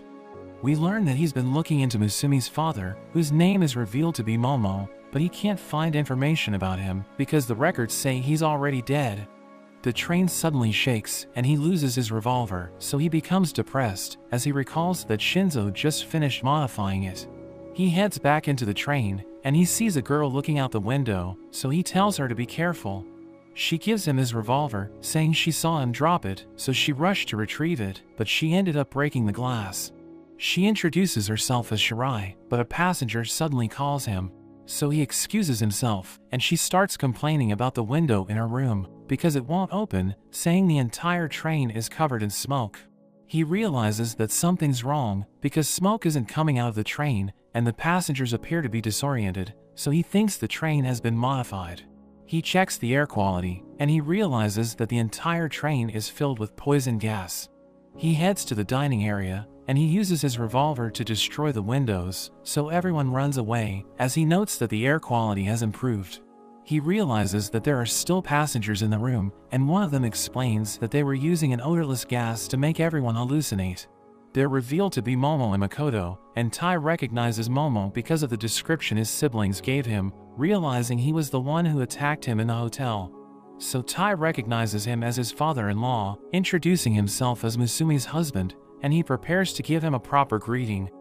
Meanwhile, Shion reveals that she's been searching for Tai, and she found a picture of Momo and Makoto in the train. Musumi is worried, because she can't contact him, and Futaba receives a call from Rin, who talks to her about a case they're handling. But she tells Rin that everyone's busy, saying they need to rescue Tai.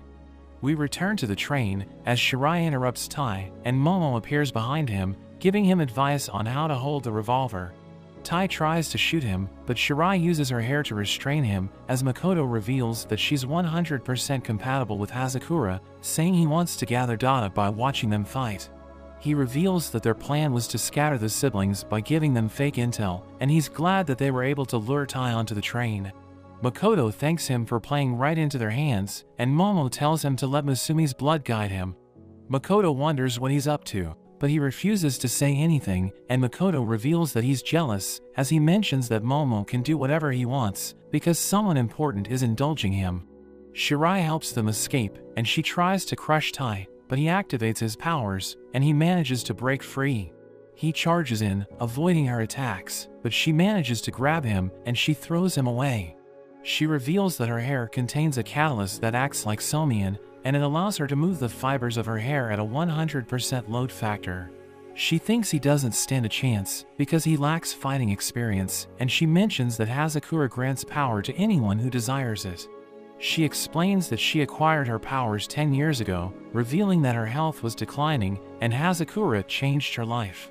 But she reveals that it comes at a price, saying a human body can only tolerate Hazakura at a 100% load for 10 years, and she knows that she's going to suffer a painful death when her body reaches its limit.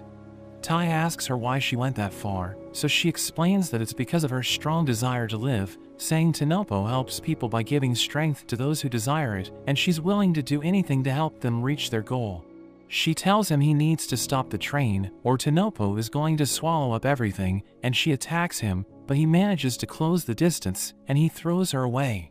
He charges up his revolver, but she uses her hair to defend herself, and she pushes him back, telling him her hair blocks electricity.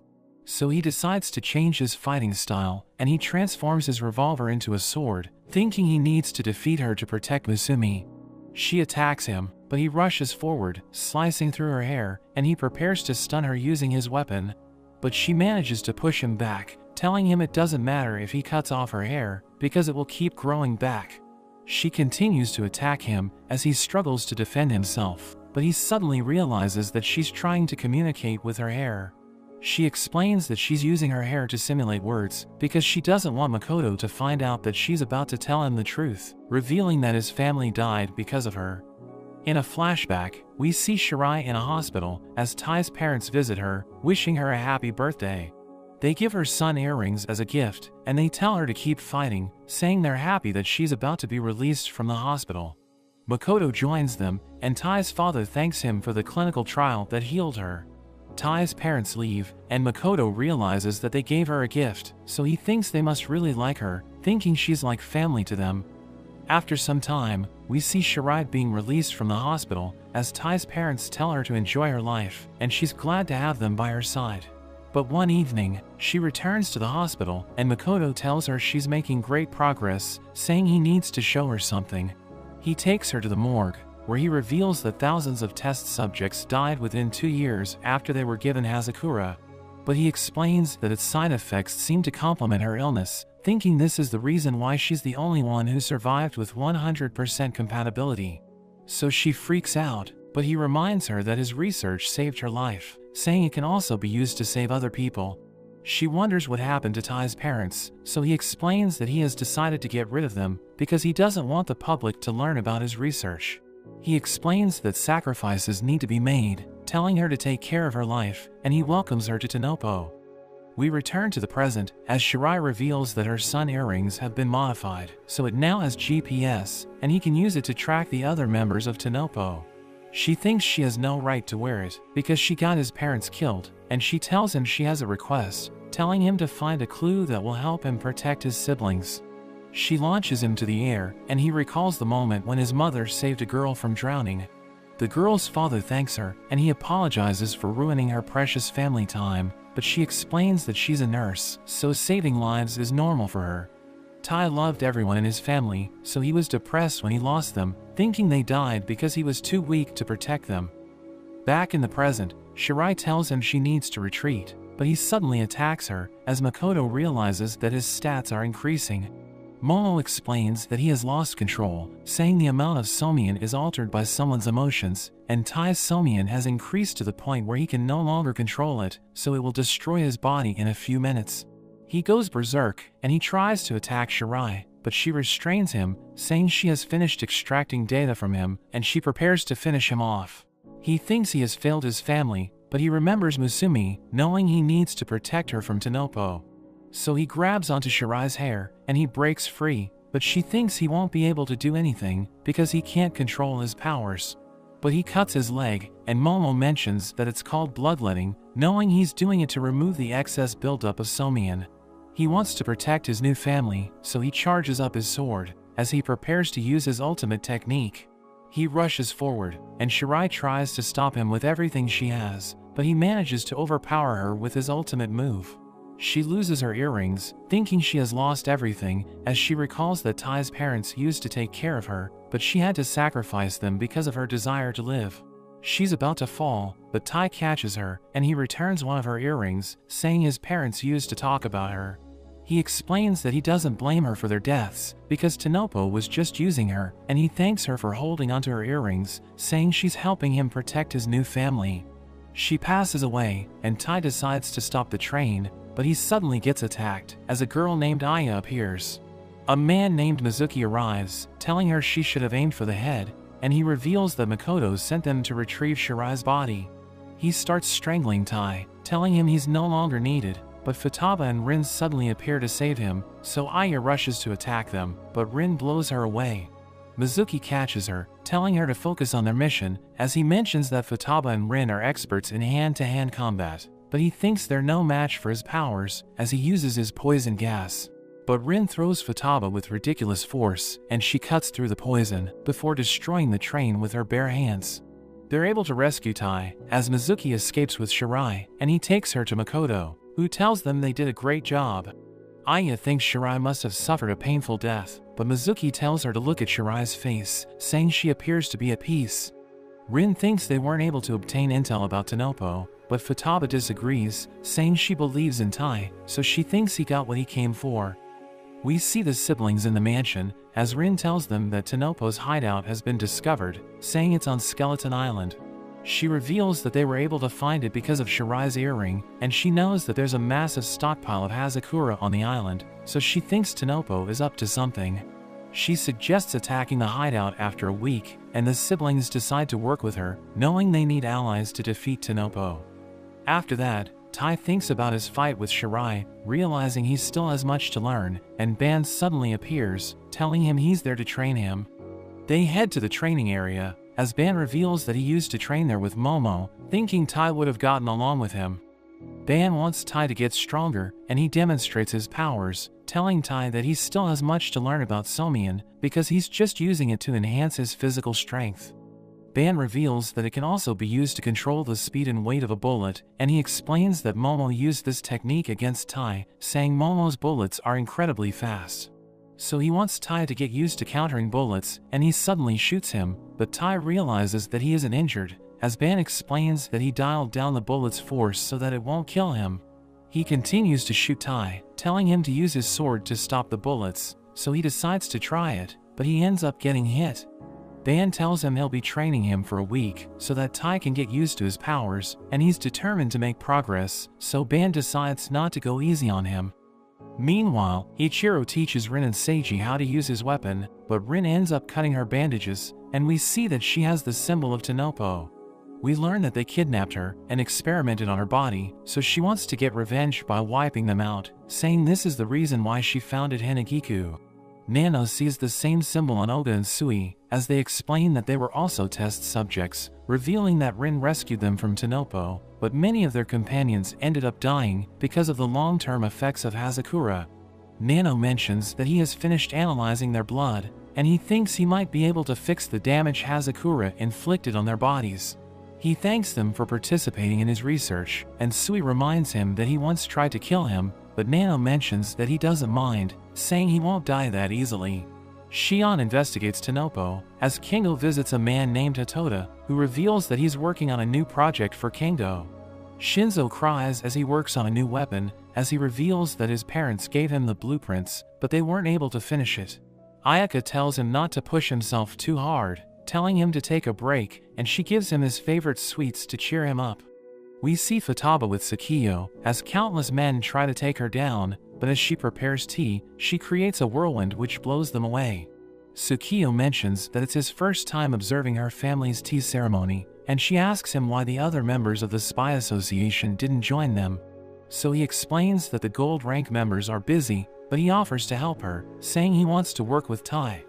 We see Tai in terrible condition, so Masumi becomes worried, and Ban mentions that they aren't making progress, so he decides to change his teaching method. He knows that Tai hasn't fully awakened his powers, so he decides to tell him about the blooming state, which is when Somian brings out the body's full potential. He reveals that the ability granted by blooming differs from person to person, and he demonstrates his power, saying it allows him to slip through spaces that are impossible to penetrate.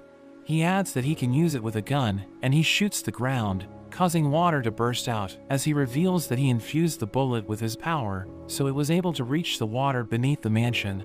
He decides to teach Tai how to use blooming, but he suddenly starts dancing with him, as he explains that he's trying to get him to resonate with his body, because it's the best way to awaken Tai's powers. He suddenly shoots Tai, but he's able to react on time, as Ban notes that he's already close to blooming. Ban thinks about calling it a day, but Tai wants to keep going, saying there's no risk involved. But Ban tells him he's about to experience the real risk, as he decides to shoot Musumi with an extremely powerful bullet. But Tai manages to block it, and he realizes that he has fully awakened his powers. Ban knows that his power is hardening, revealing that the ability granted by blooming is a reflection of a person's humanity, and he reminds Tai that he has always been passive during his past battles. So Ban decided to force him to protect Musumi, knowing it would unlock his full potential, but he becomes upset, telling Ban not to shoot her.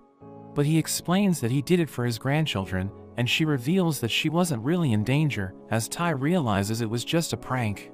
After that, Keiko learns about what happened, and she reprimands Ban and Musumi for manipulating Tai, telling Ban that she won't hug him for a week.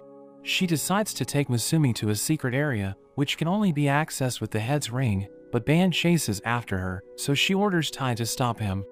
They reach the deepest part of the mansion, which is revealed to be the head's chamber, and Keiko explains that it was created as a place of refuge. She tells Musumi about the Book of Buds, saying it contains their family's secrets, but she explains that she has never read it, because she doesn't know how to unlock it. She adds that they can't open it by force, because it was designed to destroy the mansion to protect their family's secrets. She mentions that there will be chaos if the world learns about it, and she asks Musumi if she's willing to sacrifice everything to protect it.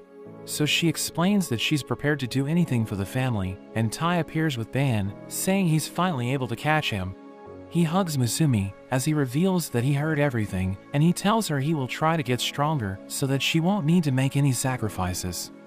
A week later, we see everyone gathering for a party, and Tai watches a cherry blossom tree, as he realizes that his powers are reacting to it. Keiko reveals that it's the family's sacred tree called Tenyu, telling him it has existed since the time of the first head, and it has somian flowing through it. She explains that their tradition is to gather there before important events, and she gives him rolled omelets, but Ban suddenly rushes to her. So Tai becomes frightened, and he realizes that Tsukiyo is behind him, as Keiko wonders what he's doing there, because she thought he's busy with his mission. But he explains that he finished early, because he wanted to meet Tai, and he hugs him, saying he also made omelets for him. But Ayaka suddenly arrives, telling him not to eat it, because it might be poisoned, and she reveals she also made some for him. She starts to argue with Tsukiyo, saying her food tastes better, but Sui tells them to stop, showing them his omelet, and everyone asks Tai which one he wants to eat. But he takes all of them, and he shoves them into his mouth, saying they all taste delicious. Meanwhile, we see Makoto with the other members of Tanopo, and he mentions that they should celebrate, because they're about to launch the seed sowing project tomorrow. One of them, named Inuma, mentions that his chicken is still raw, so a girl named Akai uses her powers to cook it. Makoto mentions that his chicken is also raw, but she burns him, so Aya decides to help him, but she accidentally throws her cake at him instead. We return to Tai, as he wonders why everyone's preparing for a concert, so Ban tells him it's a family tradition. Shion starts performing, and we see that she has formed a band with Musumi and Keiko. She sings a song about fighting evil to achieve world peace, as Ichiro and Ban dance with their glow sticks, while Nano joins her on stage, and he starts dancing with Goliath. Her performance comes to an end, but she becomes embarrassed because she didn't want to sing in front of everyone. Shinzo tells her she has a great voice, but she tells him it's his turn to perform. So he forms a band with Ayaka, and they begin their performance, but he starts screaming, as everyone realizes that his voice is terrible. They enjoy the rest of the night together, and before calling it a day, Musumi announces that they will begin their mission tomorrow. She mentions that they have 3 goals, saying the first one is to arrest Makoto and retrieve the Hazakura in his possession. The second goal is to liberate the test subjects at the hideout, who are being subjected to Hazakura experiments, and the third one is to unmask the truth about Momo, whose actions are unpredictable. She tells everyone to complete the mission, but Tai suddenly gets captured by Ichiro. He sees a grave, as Ichiro reveals that it belongs to his mother, but he explains that her remains haven't been recovered, and he thinks Tanopo is using her body to develop Hazakura. He tells Tai that they need to complete a secret mission where they will recover his mother's body and give her a proper burial. Tai wonders why Ichiro gave him the mission, so he explains that he doesn't want his siblings to know about it, because they will suffer if they learn what happened to their mother. He tells Tai to complete the mission in case anything happens to him, but Futaba interrupts him, telling him they should play sumo together. Musumi approaches Tai, saying she won't ask him what Ichiro told him, but she tells him she will always be rooting for him. The next day, Makoto reveals that he still has a hangover from last night's party, but a member of Tanopo named Chaka mentions that intruders have been detected. We see Keiko driving the family car, and Tai prepares to jump with his siblings, as Ayaka mentions that she'll be watching over Musumi with Shion. The siblings ride Goliath as they dive to the island, and Chaka mentions that they'll be arriving in 1 minute. Makoto wonders how they were able to find the hideout, so Momo explains that it's because of Shirai, saying he knows what happened during her fight with Tai. Makoto asks him why he didn't tell everyone about it, so he tells them it's because they never asked. Shion reveals that her siblings have entered the hideout's wireless range, so she can now access Tanopo's inside information. She explains that Makoto is hiding in the nerve center of the underground base, and the plan is to use Goliath to destroy the entrance, but she suddenly loses access as Chaka updates the system. Makoto realizes that Akai is gone, so Anuma tells him she left to guard the entrance, but he isn't worried because he knows that she's the strongest member in the team. She tries to burn the siblings, but Futaba uses her finger to control the flames, and she manages to destroy the entrance.